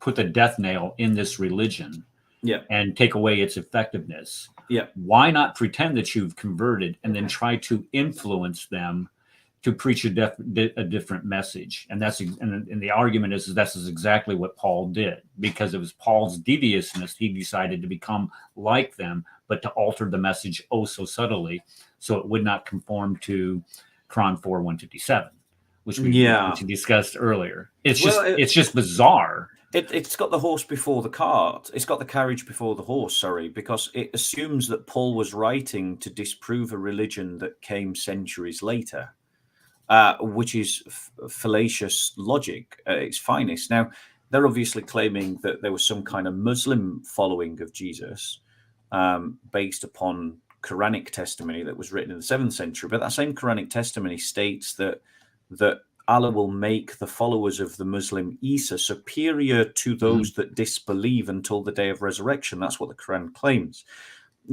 So by the Quranic testimony, if that counter argument is true against Paul, then we have to conclude that Allah failed in his promises because Pauline Christianity won. Right. It didn't just win, it won big. And actually, if you read the Quran carefully, it makes no distinction between Romans and Christians. It sees them as being synonymous, because obviously at the time of Muhammad, they were synonymous. But the reality is then that the Roman Christianity is the apostolic Christianity that we believe in. And that shows that the Muslim followers of Jesus did not and were not victorious and superior in the uppermost over their enemies, like the Quran promises that they would be. The other problem with that is it makes Allah a liar. Because go on.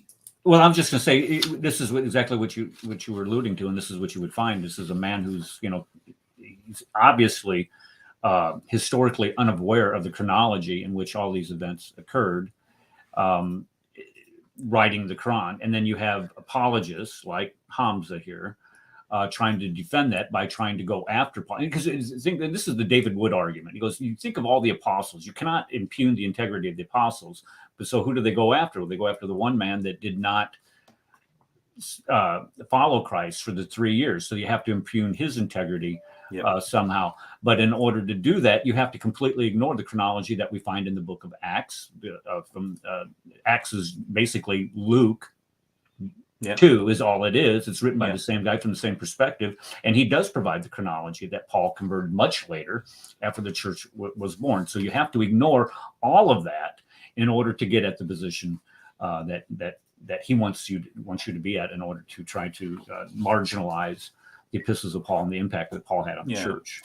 And also Muslims, have got to establish motive. Well, why would Paul want to change a religion so that it doesn't observe the law when Paul himself cared so much about tradition? And that's part of Dr. Mike Lacona's thesis in his book. And I want to encourage you guys to read it. It's another good book for you. In his and look at the size of it, it's a proper academic book. And in his thesis, he goes on to point out that Paul really cares about tradition, in that he cares so much about tradition that he uses and appeals to the church to follow tradition. And if people don't follow the traditions, the Jerusalem tradition, the tradition of the church, that they shouldn't, you shouldn't even mingle with them. Because remember, the Gospels had not been written by the time that Paul was writing his letters, and Paul had not yet written all of his letters. Sure. So, there wasn't a New Testament to use as a referent. There were some letters at the time of Paul's life, and maybe some of the first Gospels were either being written or soon to be written thereafter. So the whole point is that people who claim that Paul made up Christianity are getting history wrong. They're not treating history properly. and that's the problem. That's the exact problem right there. It's that, they're not doing history properly, right? Because there is the historical method, and they're not, and they purposely do not follow it because they know that if you did use that, the historicity of that methodology could then therefore be used against the Quran, the Hadith, and all in the Sirah. So they avoid it like the plague, and they denounce those who would dare to criticize that or their ability to use that methodology as being somehow hate or bigot, whatever you want to call it. Yeah, and the thing is, they've got a number of problems in terms of authorship, like of the Gospels. They've got to establish they base their argument on the fact that, well, these are anonymous authors of the Gospels, as if that proves anything. If I write a letter, Eric, that has all your bank details on and your address and all the rest of it, and then I publish it and I do it anonymously, does that change any of the facts on the page? Is a truth still a truth even if it's written anonymously? No, of course not. No. Exactly. So the whole argument is a fallacious argument, but there's substantial evidence that we can claim for the authorship of the Gospels. Firstly, it's attested to very clearly in the Church Fathers, and I am desperately, whilst I'm talking, trying to find which Church Fathers said which ones. Well, that. Okay. Well, go on. Irenaeus. Okay, you have Jesus, John, then you have Polycarp, Polycarp, Ignatius, Papias, and then you have Irenaeus, who was a student of Polycarp, listing all four Gospels. Okay, so like you've done it for me, but yes, we've got the four Gospels are clearly named with their authors. You've also got the fact that yes. Right. You've also got the fact that there's no extant manuscript that gives a different author. Right. If it was just being made up, then you would expect there to be some kind of argument over who authored the Gospels, different people arguing over it. We know that the church wasn't frightened to argue over the authorship of the church, because you see arguments over some of the epistles later in the church with Christians arguing over who wrote what. But no one argues about the authorship of the Gospels. It's just universally accepted, which means that it's a super early tradition. There's no material evidence to support different authorships or made-up authorships, and you've got early witness to the fact that they were written by Matthew, Mark, Luke, and John. You mentioned something earlier about the anonymity of the authors somehow being problematic. And I can't. No, I was saying that it's a moot point. No. What I'm saying that being used as an argument to be problematic to who the authors were. But I've read some. I can't remember where. I might have to look it up. But my understanding is that when biographies were written in the first century, the biographers, normally it was the norm to maintain their anonymity, to be anonymous. So you have a dual standard here. You say, okay, if you do have if you know who the author is, then therefore we know that this was not a first century document, because in the first century, when people wrote biographies, they maintained their anonymity. Well, then if you have somebody that is writing anonymously, and you say, well, we don't know who wrote the gospel because it was anonymous, then you deny it that way. So it's, heads I win, tails you lose. They try to formulate that argument, but the argument actually works in the opposite direction for those people who make that silly claim. It is, yeah. It's a totally bogus. And I actually had Dr. Mike Lacona on my channel, and we talked about that. And you're quite right that it was a completely normal thing not to have the name of the author on the text. And so it isn't troublesome to classical scholars, the idea that you might have an anonymous writer, because all documentation, especially biographies, were anonymous. That's normal. But nobody doubts the authorship of these other texts. So even though they're later ascribed to the text that they're concerned with, I can't remember her name, but particularly the author of the biographies of the Caesars, whose name I can't remember. I want to say Platonius, but I'm thinking I might be making that up. But yeah, it's kind of normal, and we do see that in the Gospels as well. The reason why there's no isnad chains, guys, is because the isnad is literally one. It's one. It's Matthew. It's Mark. It's Luke. That's why. So I don't. Yeah, it's a really bad argument. I'm trying to not be personal. But it doesn't keep him from making it, though, does it? No, it doesn't stop him from making it. But No. I'm trying not to be. I'm trying to not get too personal. No, and I just stick to the argument. Yeah, because you have to be out there with these guys on a weekly basis. I have an entire ocean where I don't have to worry about them doing anything nasty. Okay, you want to go to the next video? Yeah, can do. Where he talks about prayer. So let's just. He starts off the video. It's and actually he has some really good cinematographics for his channel. I got to hand it to him. I still like my intro, so it doesn't matter.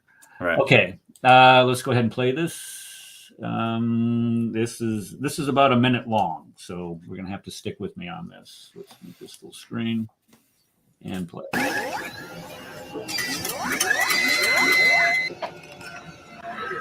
So when I show you that now, then what? Fell on his face and prayed. No. When I show you in your Bible that Jesus fell to his knees with his head in the dirt, when I show you, I am going to check first of all. No? Wait, stop. Yeah. You just one second. No, 1 second. You just said nowhere in the Bible does it say that. So are you lying or you don't know? Excuse me. You need to be more like this is the discussion. No, this is exposing you. No. This is no discussion. It's not. I'm not here to discuss. This is like your ignorance. Ignorance. Yeah. My ignorance. Yeah. All right. Yeah. You're the one who doesn't know what's in his Bible, and I'm the ignorant one. Yes, I do know. Yes, I do know. Right. So if I show you, you need to be more peaceful and not stop shouting. This is not. Okay. I won't. Yeah. I won't. Forgive me. Yeah, no. If I show you.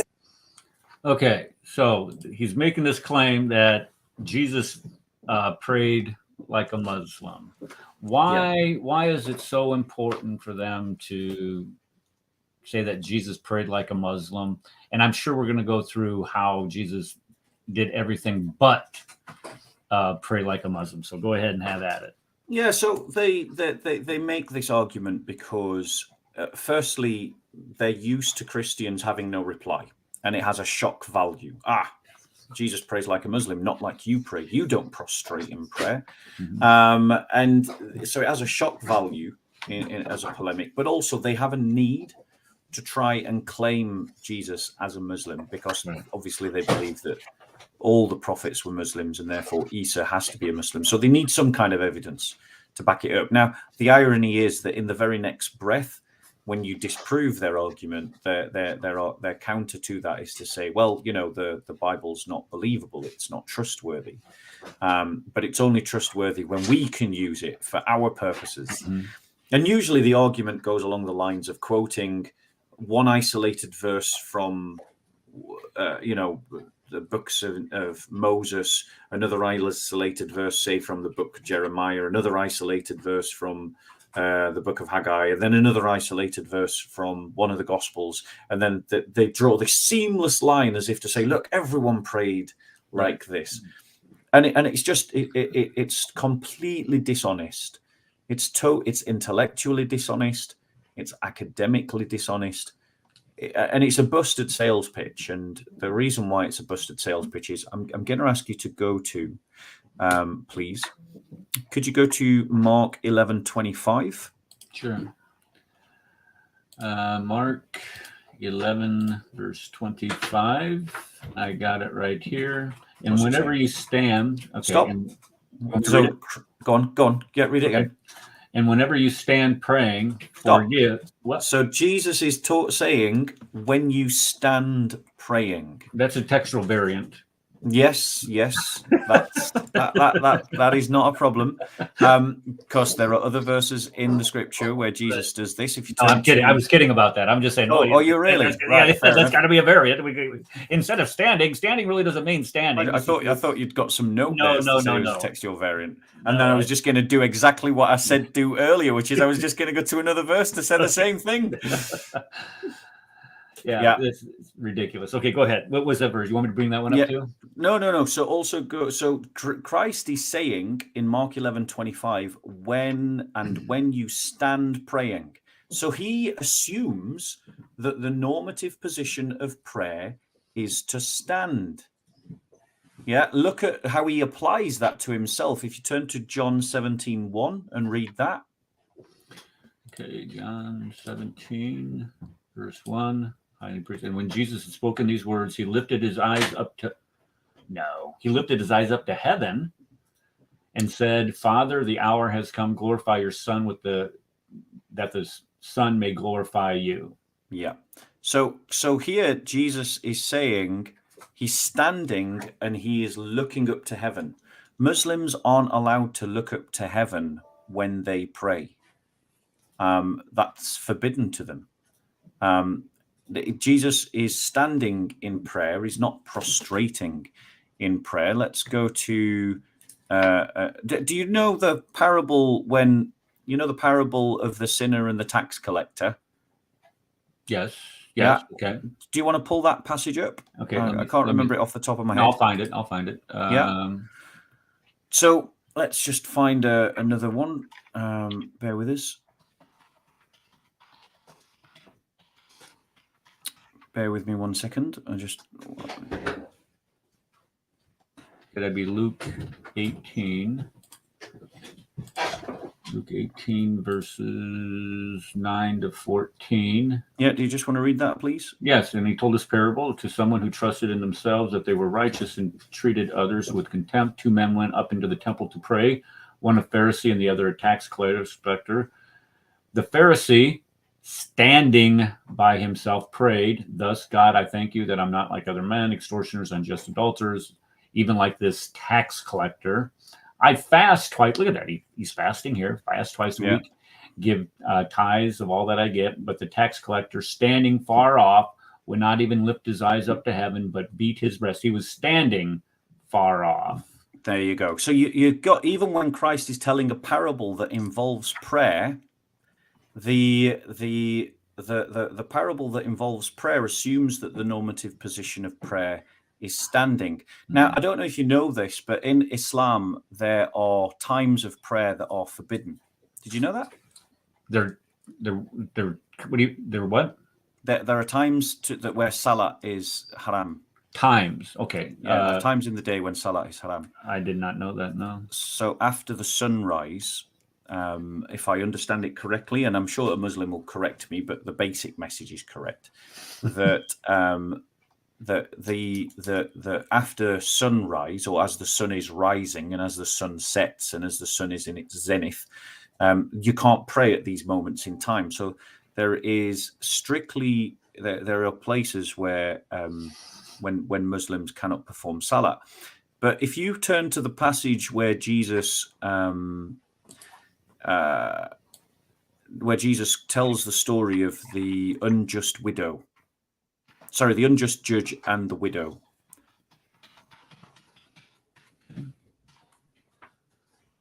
Luke, it's also in Luke 18, is it? Luke 18, verse 3. And there was a widow in that city who kept coming and saying, give me justice against my adversary.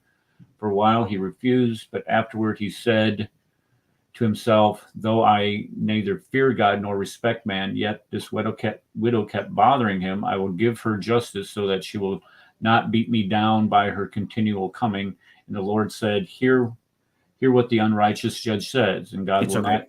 It's okay. Did you catch that bit when he was talking about, but I was reading whilst you were writing. Did you catch the bit about praying always? No, I did not see that. For maybe afterward he said to himself, not that fear and respect man, kept bothering him. I will give her justice so she will not beat she will not beat me down by her continuing coming. And the Lord said, hear what unrighteous. No, I don't see that. I'm sorry. Maybe I missed it. I'll find it. Day and night. I will tell you, give them justice. So I tried a new system. Maybe I'm in the wrong verse. No, bear with us 1 second. Won't take me a minute. Unjust judge.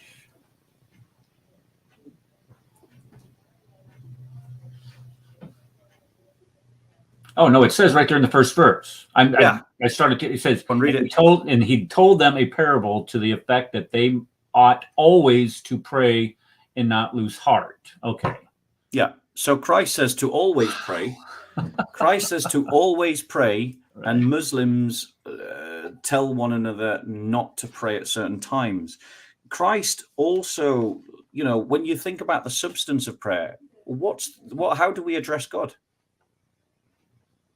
Well, we pray in spirit. Yeah, we pray in the spirit. That is true. But when we make petitionary prayer, what is our term of address?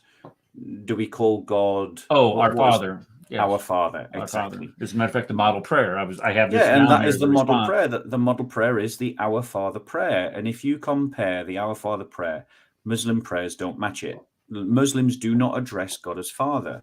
So not only does Jesus call God Father, not only does he say that the normative position of prayer is standing, not only does he say that your eyes should be looking up to heaven, he also prays in the temple, and he prays on a Sabbath as a special day of prayer. None of these things Muslims do.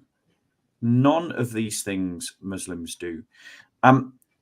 When, for instance, the one verse that Muslims go to is the idea of prostration in prayer, that Jesus prostrates, as if Islam either invented or owns prostration. It would take me it will take you, Eric, it'll take you 2 minutes to find a video, or just type in Christians prostrating in prayer. And just to prove it, Christians were using prostration in prayer for centuries before Islam. They didn't invent the practice, and they don't own the practice. It is not that Jesus prays like a Muslim. It is that Jesus prays like a Jew, and Muslims are copying Jews. Okay. And Christians, when we prostrate in prayer, we are copying Jews. They didn't invent it. They don't own it. And it isn't that Jesus prayed like a Muslim. It's that they are praying like a Jew. Here's an example of a Christian prostrating in prayer. This is,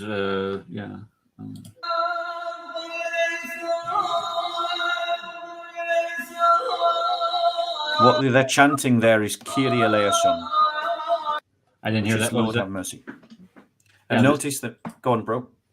No, I was just saying this is Armenian Christians doing this, and a lot of us are insulated here in the West, where we don't see these Orthodox practices going on. And it's just like you said, it isn't like this was invented by Muhammad. This is something that has been practiced since the earliest church, and also in Judaism. They prostrate themselves in Judaism also. So this isn't the exactly exclusive Islamic practice at all by any stretch of imagination.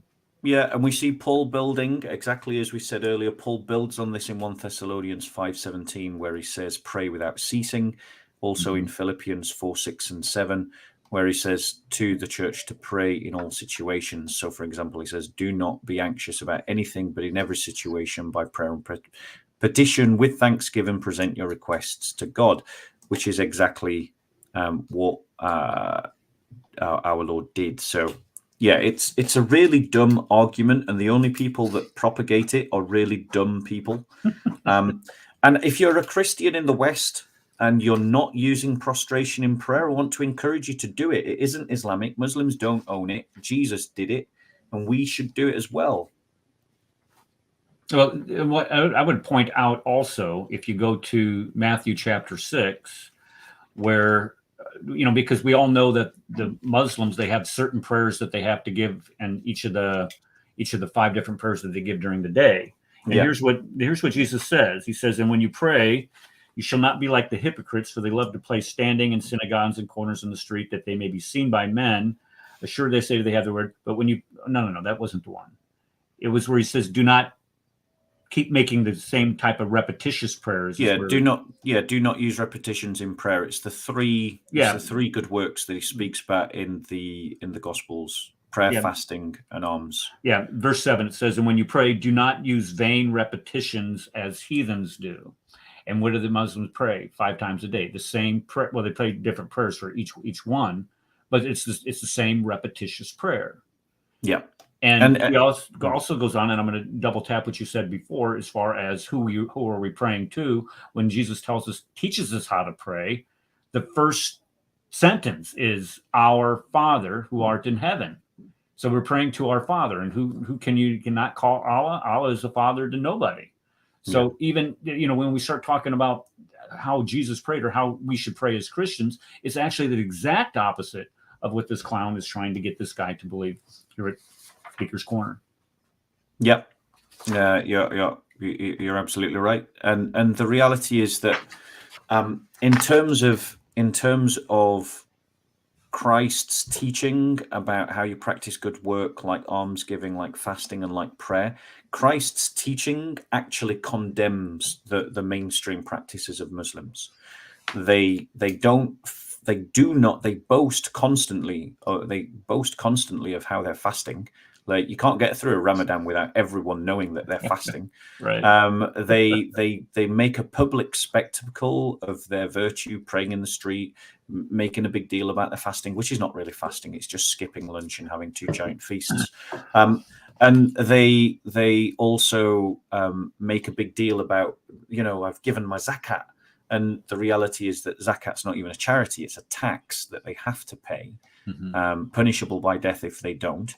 You're an apostate if you refuse to pay the tax. And it's not even charity, because Christians, Jews, Hindus, they can't benefit from zakat. Only a Muslim can benefit from zakat. So it's not even charity. And Christ condemns all of that because of the public nature in which it is done. You can't do a tax in private. It's a public thing. And so the truth is that actually, and most Muslims don't do the 5 daily prayers. Most Muslims don't. Well, a huge chunk don't give zakat. And the reality is that Islam has failed them in terms of this. Whereas Christ's teaching about doing all these things privately, not letting anyone see your good works, and I feel the weight and the conviction of Christ's teaching in my own life at the moment, for just with the stuff I'm going through, is the importance of you doing things for God, not doing things for how other people might perceive you. Right. And as someone who does a lot of stuff on YouTube in public, I very much am feeling the weight of what Christ is teaching. Right. And that's part of the focus that a lot of us, and I find myself in the same situation, not nearly as big as yours, of course, but looking to satisfy my own desires, my own feelings on these shows. And I keep forgetting that, the audience of the people that we're trying to, because I don't make any bones about it. My show is specifically to build up the ability of the Christian to, number one, to defend their faith, but also to build up their ability to openly criticize, and know the good criticisms of Islam. That it's not necessarily dedicated to winning Muslims over, but it's more focused on the Christians and their faith. Because, let's face it, the Christians, and like a lot of Muslims, I guess you can make the same analogy, are very ignorant of what the Bible teaches and what their faith teaches, and they're very susceptible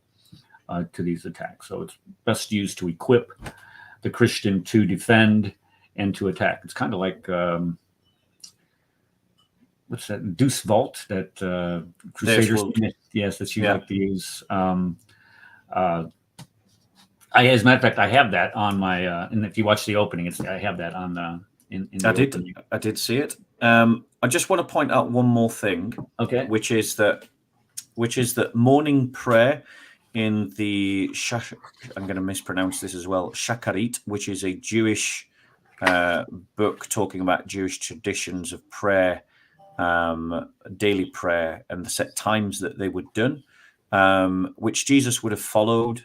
You also find it in the Minsha, is ideally done between the 9th and the 12th hour of the day, or between dawn and the 4th hour of the day, which means that Jesus was praying at times expressly forbidden for Muslims to pray at. So clearly Jesus didn't pray like a Muslim. And he wasn't a Muslim. And he definitely wasn't a Muslim. Definitely was not a Muslim. That's another argument that they make. That's a different argument, but this is a really broke argument, and sadly, it just shows the low IQ of the people that make this argument. Well, the boldness from which he posts this. I mean, this guy has how many? I mean, he's a very like you said, he's a very popular. He's not intelligent, but he's popular. Look at this. He's got 500. Let me put this up here. He's got. Whoops. Did I miss it? I didn't miss it. Okay, let me put it back up here. This guy has 412,000 subscribers. Yeah. And this video alone got 94,000 views. That is if you want to be a grifter, become an Islamic YouTuber. It's a quick way to make a profit. And sadly, I think that economics speaks to people, and so you're going to see an increase in that because it's just a quick way to get subs and a quick way to make money. So if you want to be a grifter, that's the way to go. But if you're in it for truth, then you follow the harder path that me and Eric are on. and I think that's what they're doing. Him and who are those other two? Muhammad Hijab, Ali Dawa, and but those guys aren't on EF Dawa, are they? Are they part of that group? No, I don't. I mean, I'm not going to comment as to the motives. I'm just pointing out that if you want to be a grifter, this is the way to go. Okay. Yeah, you want to make money. You just. Well, that's what Kenny Bomer in his debate with David Wood was accusing David Wood of. You look at it; he's making all this money criticizing Islam. That's his sole motivation, is to make this money. Yeah. Well, he makes a substantial amount of money doing it, but that's not his sole motivation because. Well, I mean, how does that apply then to some of the popular Islamic YouTubers? Do you know what I'm saying? It's like if you're going to take this logic, apply it consistently. Exactly. I mean, I'm pretty much done with that silly argument. I can't see. I mean, we could obviously go over the same territory again in even more detail with even more references, but it feels to me like we've kind of smashed it. I think she sums it up, Latia. She sums it up best. He's an idiot. Yep. Okay. I love the bluntness of sometimes of the people that come to the channel every Sunday. Oh no, sorry. Just another thing that occurred to me. Christians sing. They sing psalms.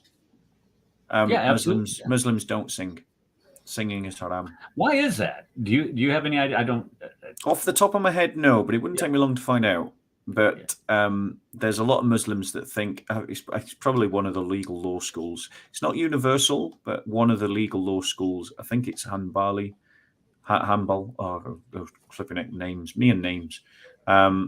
They forbid singing. One of the legal law schools, but it's not universal. But the point is, you don't go to mosque to sing. But Christians go to church and we sing, and Jews went to the temple and they also sang as well. Mm-hmm. Yeah, but this is supposed to be part of the three great faiths coming out of the Abrahamic tradition. That's a load of rubbish. Yeah.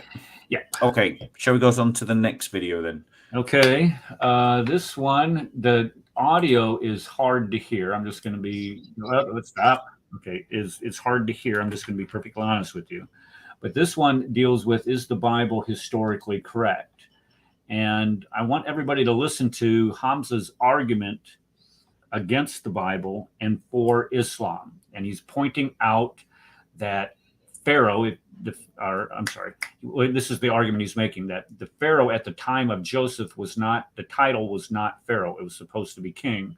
And what he's saying is that only a divinely inspired document, a divinely inspired man would know this. So here's his argument. Let me go ahead and put this up here. Is the Bible historically correct? All right, let me make it big for everybody to see. And here we go. This is not subjective. This is proof. Okay. If you read your Bible in the Old Testament and the story of Joseph, you know the story of Joseph? Goes in the well, comes out of the well, goes to prison, ends up being advisor to the leader of Egypt. Yeah? Yeah? Oh, yes, okay. According to your Bible, who is the leader of Egypt? What's his name? What's his title? They could not imitate it, copy it. They couldn't understand how it was 6th century. Then we come to the story of Moses. And who is the title of the leader of Egypt then? There was more than 120,000 prophets. Pharaoh. Okay. When did the Pharaonic dynasty become into existence? Historically about that recently, Yes. and it has been refuted. What you're saying, Oh, was it? I can't remember. Oh, that's convenient. So That's I'm not even convenient. going to go there. Okay, well, I'll tell you historically, because this man likes history. The Pharaonic dynasty, in the time of Joseph, they were known as kings. And it was only later on they became pharaohs. Yeah? Now, here's the amazing thing, because I want to bring the Quran in, because you like to throw the Quran in. Because the Quran is Pharaoh, yeah. The Bible. No. This is the thing you see. The Quran doesn't. The Quran calls the leader of Egypt in the time of Joseph king. All right. So he was making the argument that it is a miracle of the Quran, where at the time of Moses, Moses got it right, saying that the Pharaoh was known as the Pharaoh.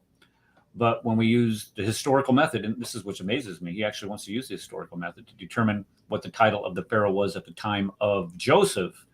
He was referred to as the king, and nowhere in history does it do this.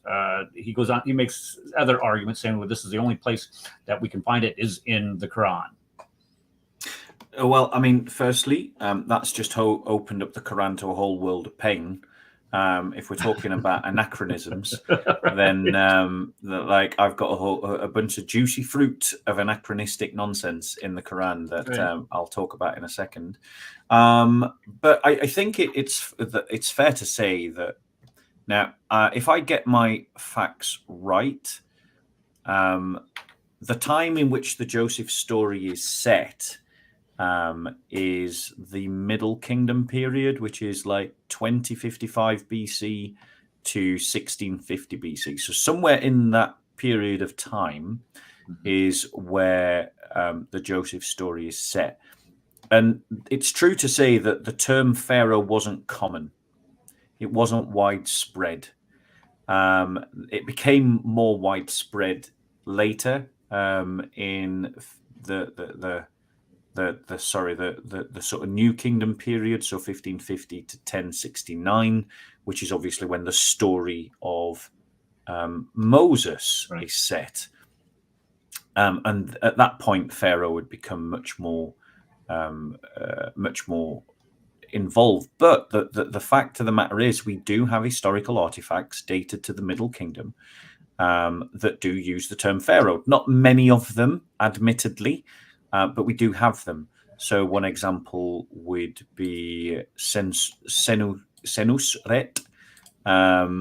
There in the Middle Kingdom, there's a stele in the reign of Senusret, which is dated 1971 to 1926 before Christ, and it refers to him as Pharaoh in one of the inscriptions. Another example. Okay, so what you're saying is that during the same kingdom that he's saying that the Pharaoh was only referred to as king, we've got artifacts that say Pharaoh. That say, okay, it was Pharaoh. Okay, not many, and it wasn't common. King was a much more popular term, a much more commonly used term, but Pharaoh was used. So, for example, so it's not a case that one is right and the other is wrong. But Pharaoh, it's a case that, to my understanding, and I'm not an Egyptologist, but to my understanding, it's a case that they're both right. They both can be right. So another example would be there's a statue of Amenemhat III, which dates to 1842 to 1797 before Christ BC. And again, that uses the title Pharaoh. And so that clearly demonstrates that the term Pharaoh was and had been used in the period of time that the Joseph story is set. Now, let's imagine that evidence wasn't there for a second. Why might, at the time of Moses, when Moses was telling the story about Pharaoh, when Moses was telling the story about Joseph to the Jews who'd just come out of Egypt under Pharaoh's whip, why might Moses have used the word Pharaoh to speak to these ignorant slaves? Because they would have it. They would, because this is what the common term that was used they would have been familiar with. Right. They wouldn't. So they would not get confused with who the office holder was. Right. Exactly.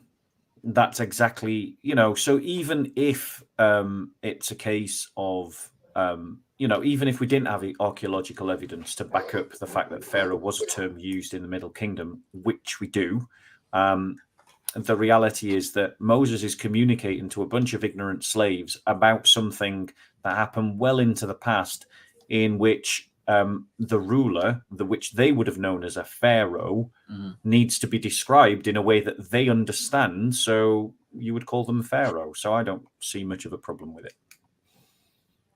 And that's the point. When we start looking at why it was written the way it was, it is the connection that the Jews make with that office. But it gets worse, and I'm not sure if you were aware of this.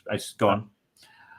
If you go to Genesis chapter 40 and verse 1. Bear with us. I will do exactly that. Genesis chapter 40. Verse 1 and 2. Verse 1. And I'll read it.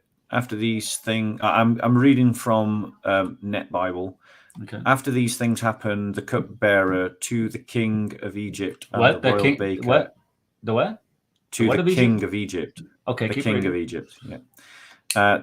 To the king of Egypt and the royal baker offended their master, the king of Egypt. The who? Pharaoh was enraged with his two officials, the cupbearer and the baker. Okay. So the miracle Yeah. that he's claiming, how could he possibly know this? Well, if somebody just would have read the book of Genesis to him, he did not have to go through. And this is the argument he goes on to make. He says, well, what did he did he know how to read the hieroglyphics, the Egyptian hieroglyphics? How could he possibly know this? And No, he gets just away got it with from it. a Jew who read it from the Hebrew Bible. Oh, wait, and there was loads of Jews in Medina, apparently, that he knew. Yeah, some miracle, right? And then he Some continues. miracle, He continues, and he's debating in this video. He's debating a Jew, about, on this, and the Jew is obviously I don't want to say he's ignorant, but he was just ignorant of this passage. And when I first listened to it, I was like, well, that doesn't sound right. How can somebody change the name of? And this is where I went in, and you go in and Google this stuff and look it up, and it points to all the counter arguments to this supposed miracle that we find in the Quran. And when we look at it, it's like the miracle of embryology. How could Muhammad possibly know? Well, he didn't know, number one, because what he outlines in the embryological cycle is incorrect. Yeah. But the fact is that these were stories that already had circulated and were circulated in 7th century Arabia. So it's not, there's no miracle involved here. Exactly. And it gets worse. It gets worse because what he's done is he's essentially tried to, at the same time as try to claim a miracle that doesn't exist, he's also made an argument from historical anachronism. Mm-hmm. And there's historical anachronisms in the Quran. So I'm sure you know the one about the Samaritan. So the Quran talks about a Samaritan, Mount Sinai? Right? Yeah, at Mount Sinai at the time of Moses. That's not my particular favorite, but my particular favorite is chainmail. Mm-hmm. Yeah, and so the Quran in Surah 34 says, commanding, make thou coats of mail. By the way, people in the past didn't call chainmail, they just called it mail. Mm-hmm. Because chainmail, it's a redundant term. Balancing well the rings of chain armor and work ye righteousness, for be sure I see all that ye do. And he's talking to David. So he's talking to King David in the Quran, and he's saying that they had chainmail. The thing about chainmail is that militaristically, it's a good form of armor that gave people an advantage, which is why it became, once it had been invented, why it became so popular. But when was chainmail invented? That's the point.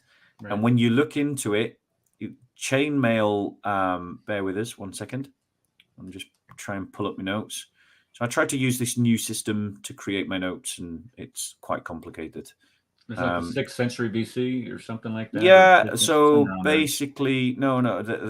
Sorry, bear with us. It might take me a second to find it.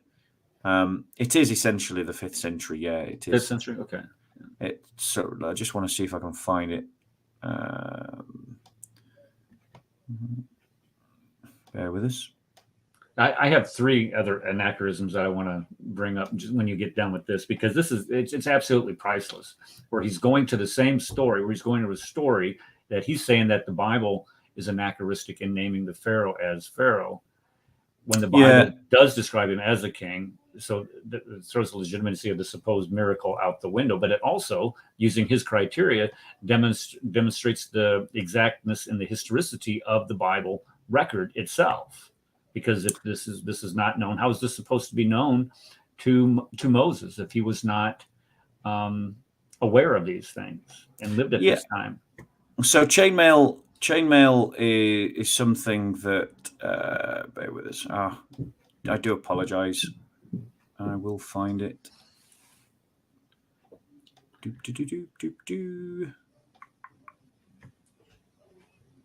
I think it wasn't even invented. It was invented by the Celts, I think. Yeah. It was something like that. Yeah. Yeah, basically.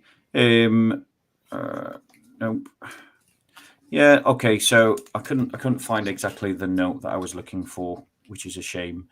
But essentially, chainmail is invented. Chainmail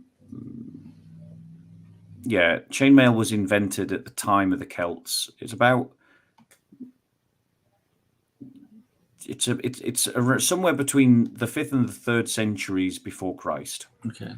Which is well too late for it to be, it's either the Celts or the ancient Greeks that invented chainmail. Okay. And they did it around the 3rd century. I found my note now. So one of the earliest examples that we have of chainmail's invention is the burial site of Jakobsberg, Germany, which is a 3rd century burial site. The thing about technology, especially technology that catches on and becomes successful, is that as it moves forward in time, the evidence for it begins to expand. Yeah, like that. So you can think about the first phone. When is it Alexander Graham Bell invented the first phone? Or the first is it Alexander Graham Bell? I think he was a guy. Yeah. So when he invented the first phone and discovered that Chuck Norris had left him 3 voice messages already, that's a joke. Chuck Norris joke. Never mind. That's straight over your head. Straight over your head. Right. That's a great anachronism. It was an anachronism. Yeah. But when Graham Alexander invented the phone, you can archaeologically trace out the spread of the phone as a device that then becomes a universal device from the point at the bottom called Alexander Graham Bell. In other words, as you go closer to its emergence, to its invention as technology, the evidence for its existence gets thinner and thinner and thinner and thinner and thinner. Well, it's the same with chainmail. Well, all our evidence points to the fact that chainmail was something that was invented just a few centuries before Christ, probably 3rd century before Christ. By the time you get to Muhammad, it's a very popular, but there's no evidence of it existing really before the 3rd century.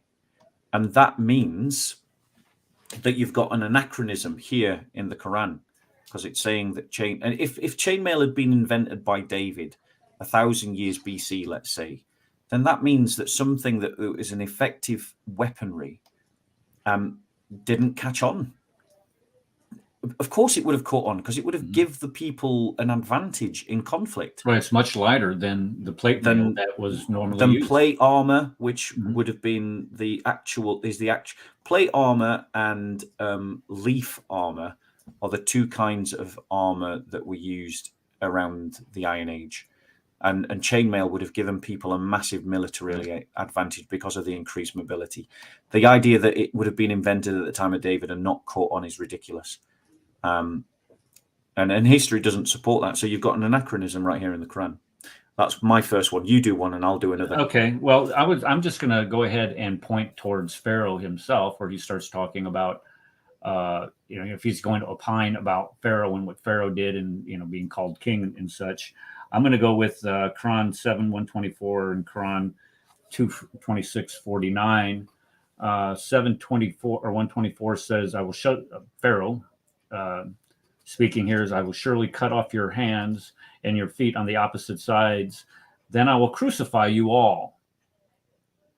And then chapter 26, verse 49, he says, "You believed Moses before I gave you mission. Indeed, he is your leader. He has taught you magic.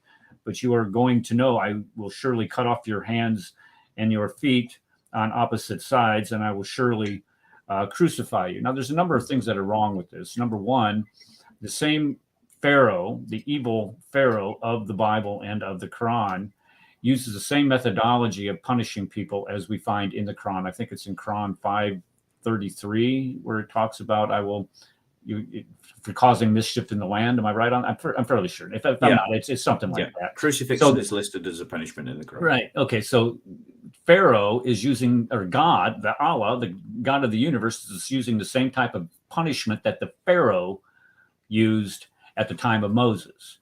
The problem with this, why it's anachronistic, is that crucifixion was not developed until the 6th century BC by the Persians.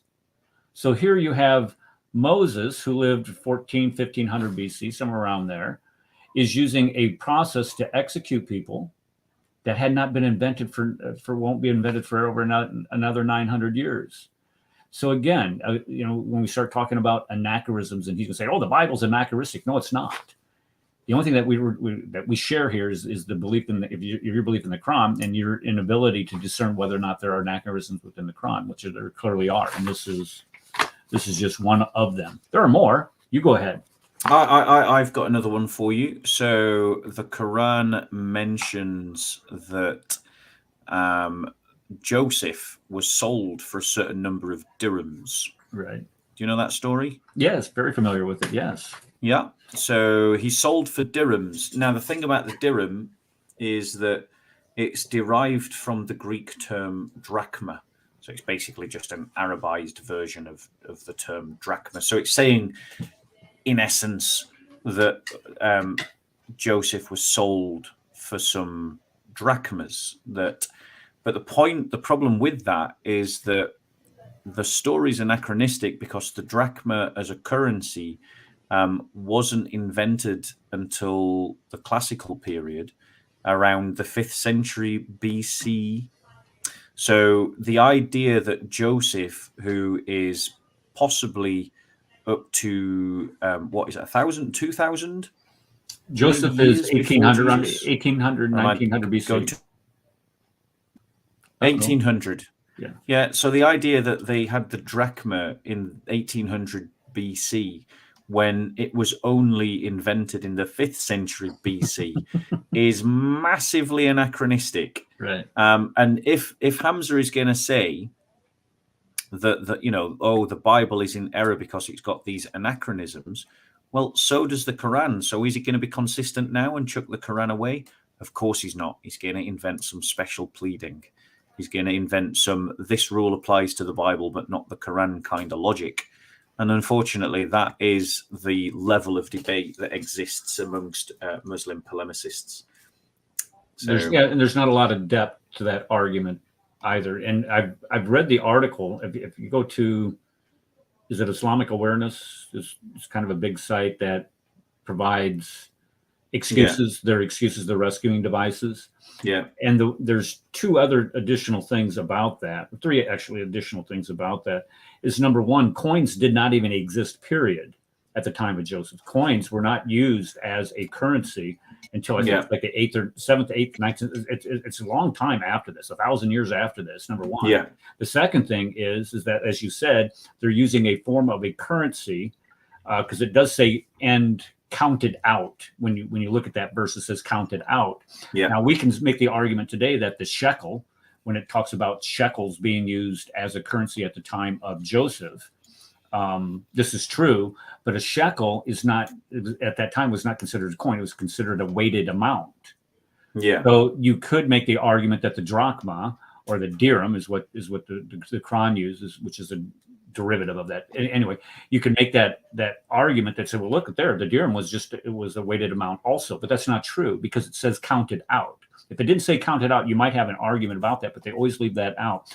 And then thirdly, the Bible, using archaeological evidence, names the price that is for Joseph that was paid that is completely consistent to what we find in the Bible itself. So that's a great anachronism when we talk that Hamza, I'm sure, would never be able to even, to try to defend.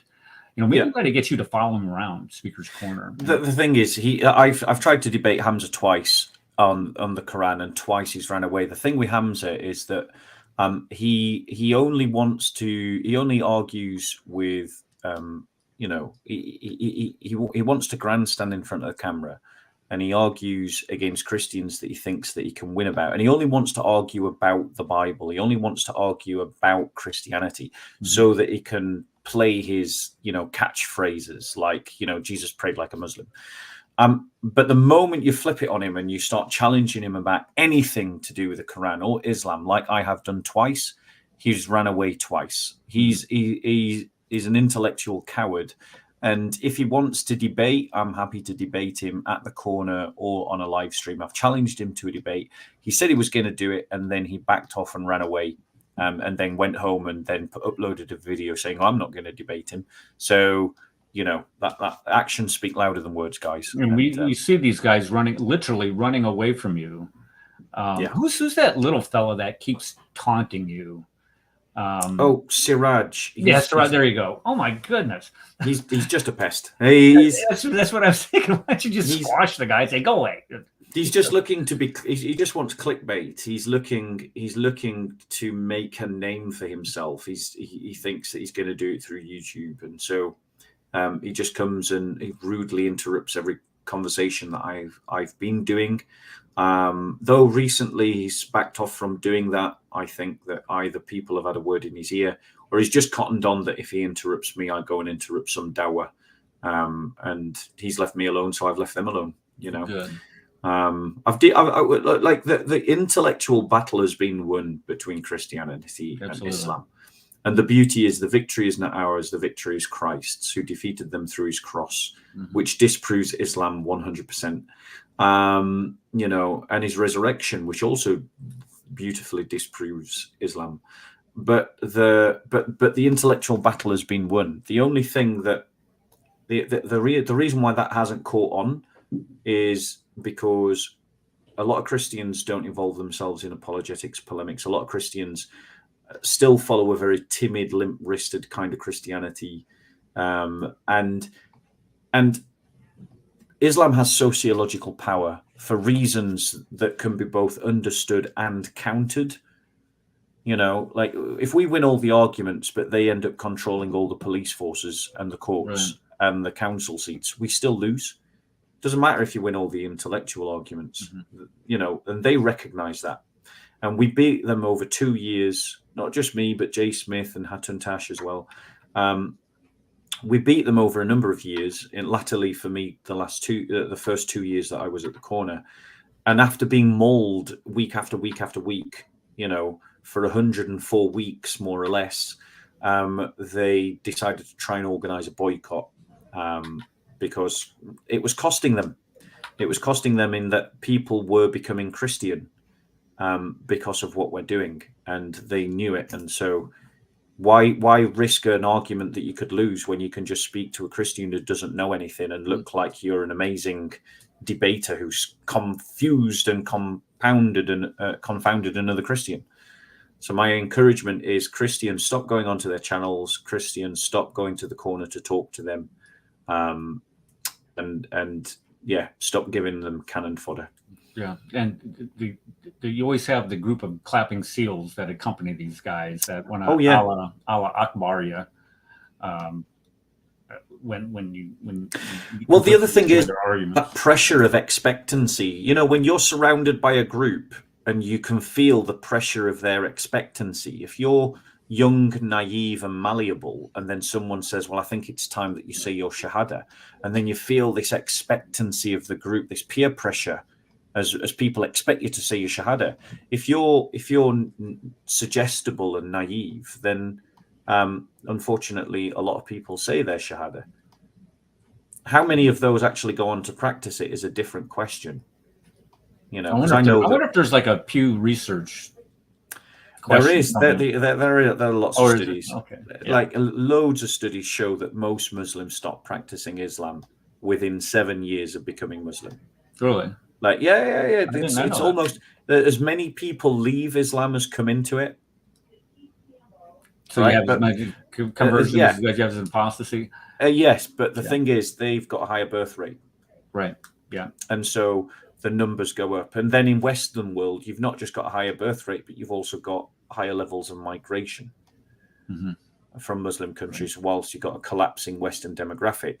So even though there are lots of Muslims leaving Islam, the reality is that in the Western world, it's counted by the high birth rate and the high migration.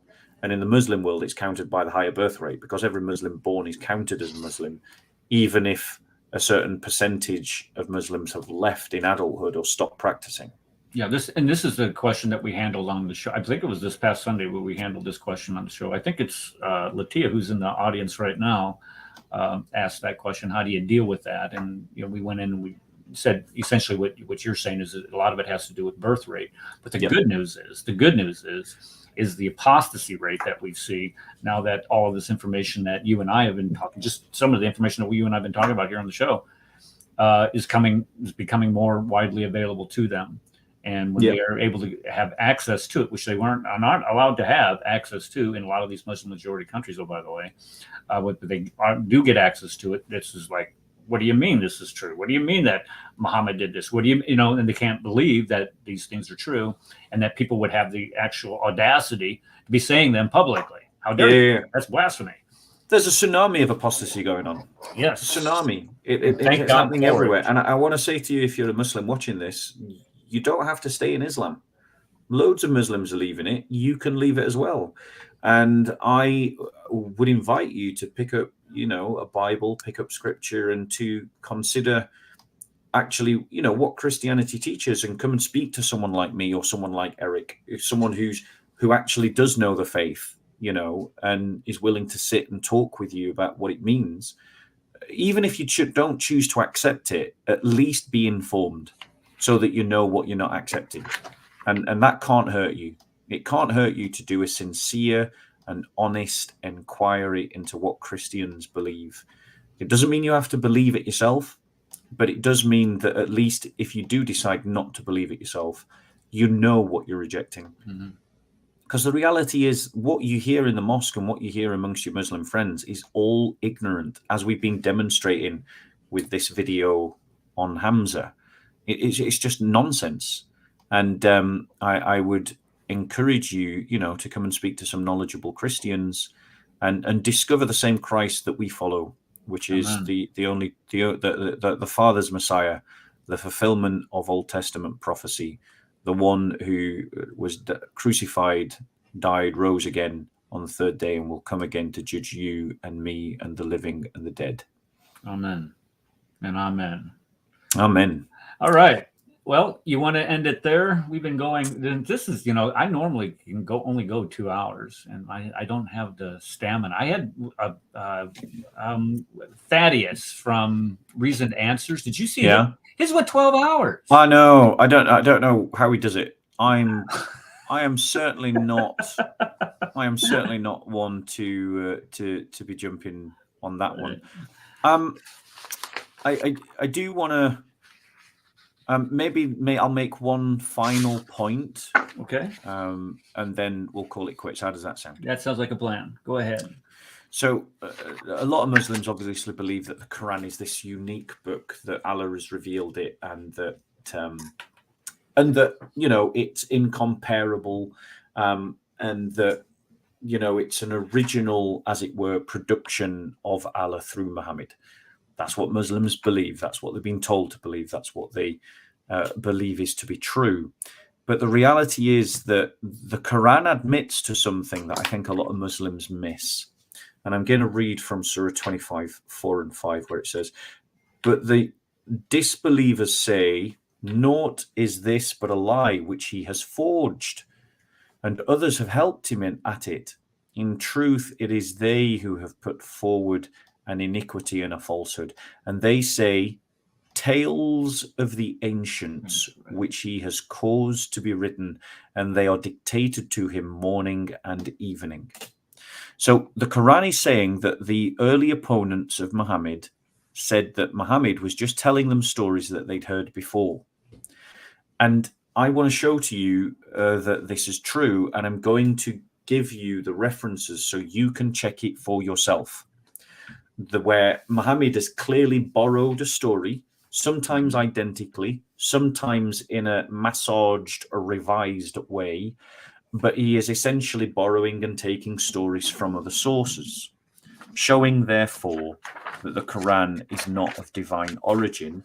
It is the make construction of a man or men who believed or who conspired to invent a religion and used other people's sources and materials to try and give it content.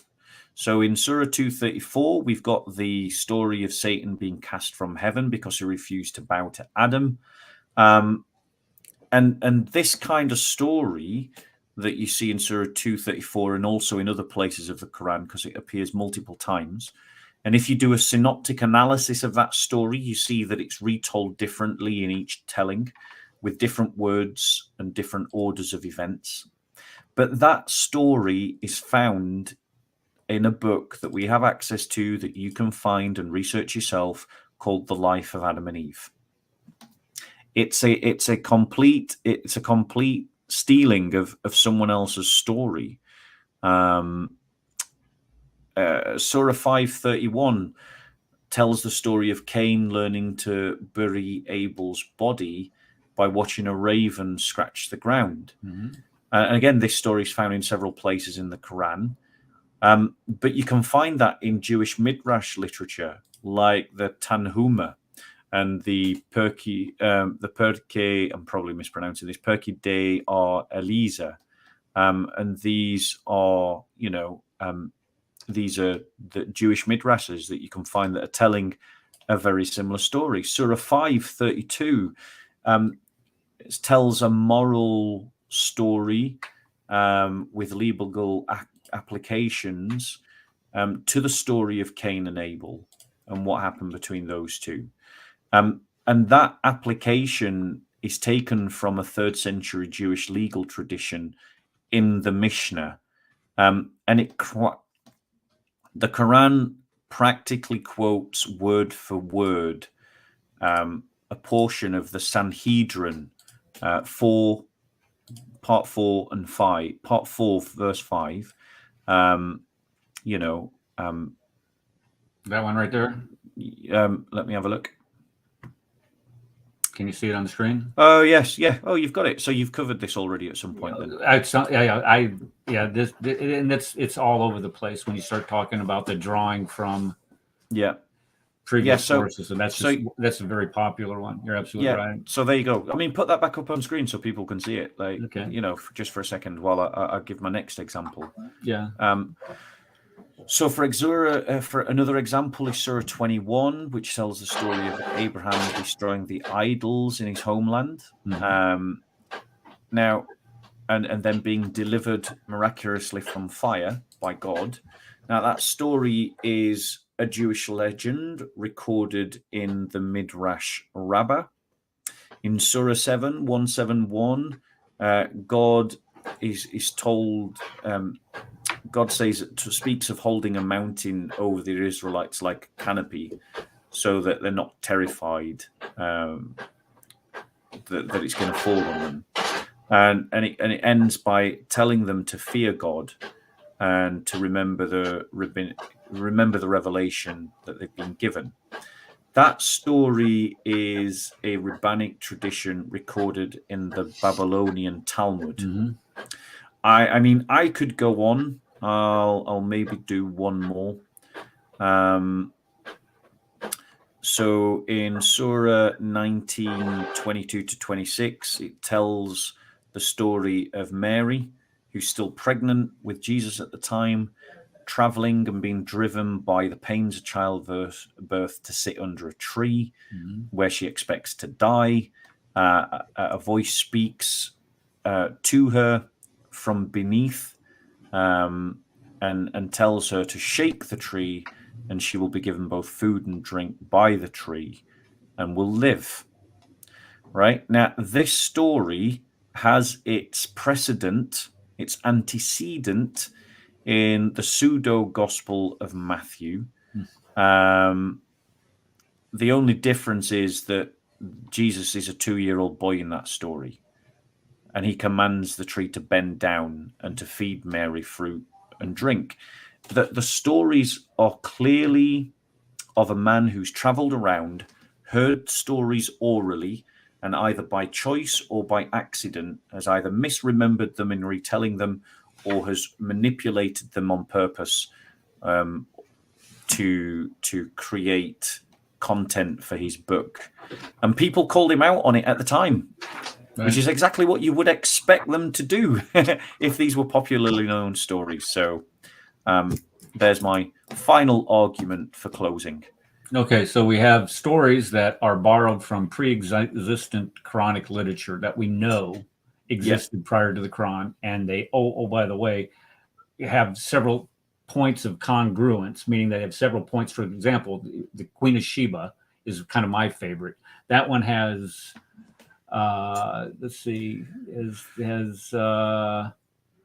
I don't have it listed, but it has 15 different points of congruence, where you have the Queen of Sheba, which comes from the second Targum of Esther, and a 2nd century document. Yeah. And this story told in the Quran. Now, how is that possible? Well, here's the rescuing device. Those were stories that were inspired prior to the Quran, and Muhammad is just putting those out, or God is ensuring that those stories are put into sacred scripture so we can learn from them. That's convenient. Yeah. It's so convenient, right? It's so convenient, isn't it? More likely that the man who had an obvious interest in religion and who traveled around for his first wife as a trader, and who hung around for years with Jews in Medina and knew Christians, quote mark, in Christians in his family through Khadijah, and spoke with monks on his travels, has heard a whole bunch of stories, some of which he remembered properly, some of which he didn't, and then just puts them in his Quran because he needed content. And this is what came to him, things that he'd already heard. I think that's far more likely, to be honest. And clearly the evidence supports that. Occam's razor stuff with, what is probably the most sensible answer is usually the right one on this. Yeah. Okay. Right, then, brother. Man, I cannot tell you how appreciative I am for coming to this channel and sharing with us this morning.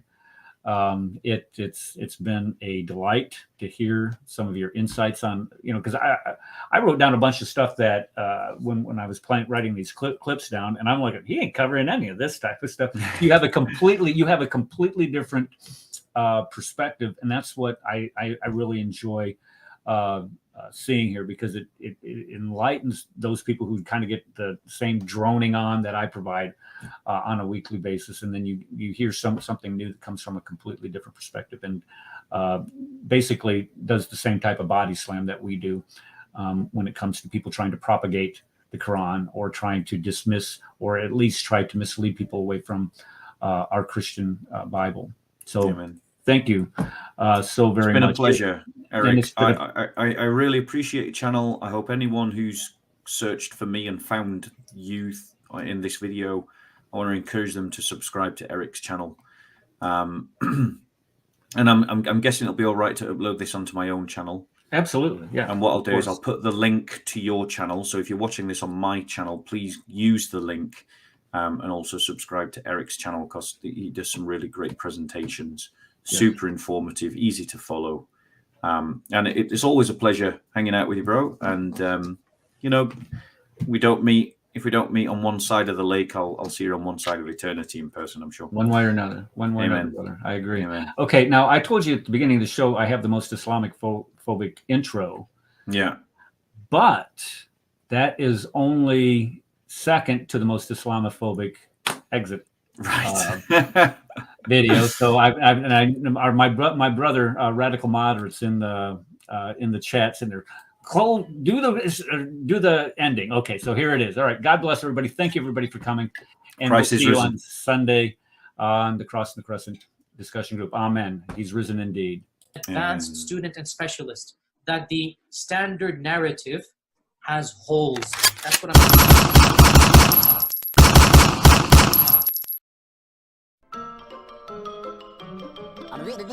That's all, folks.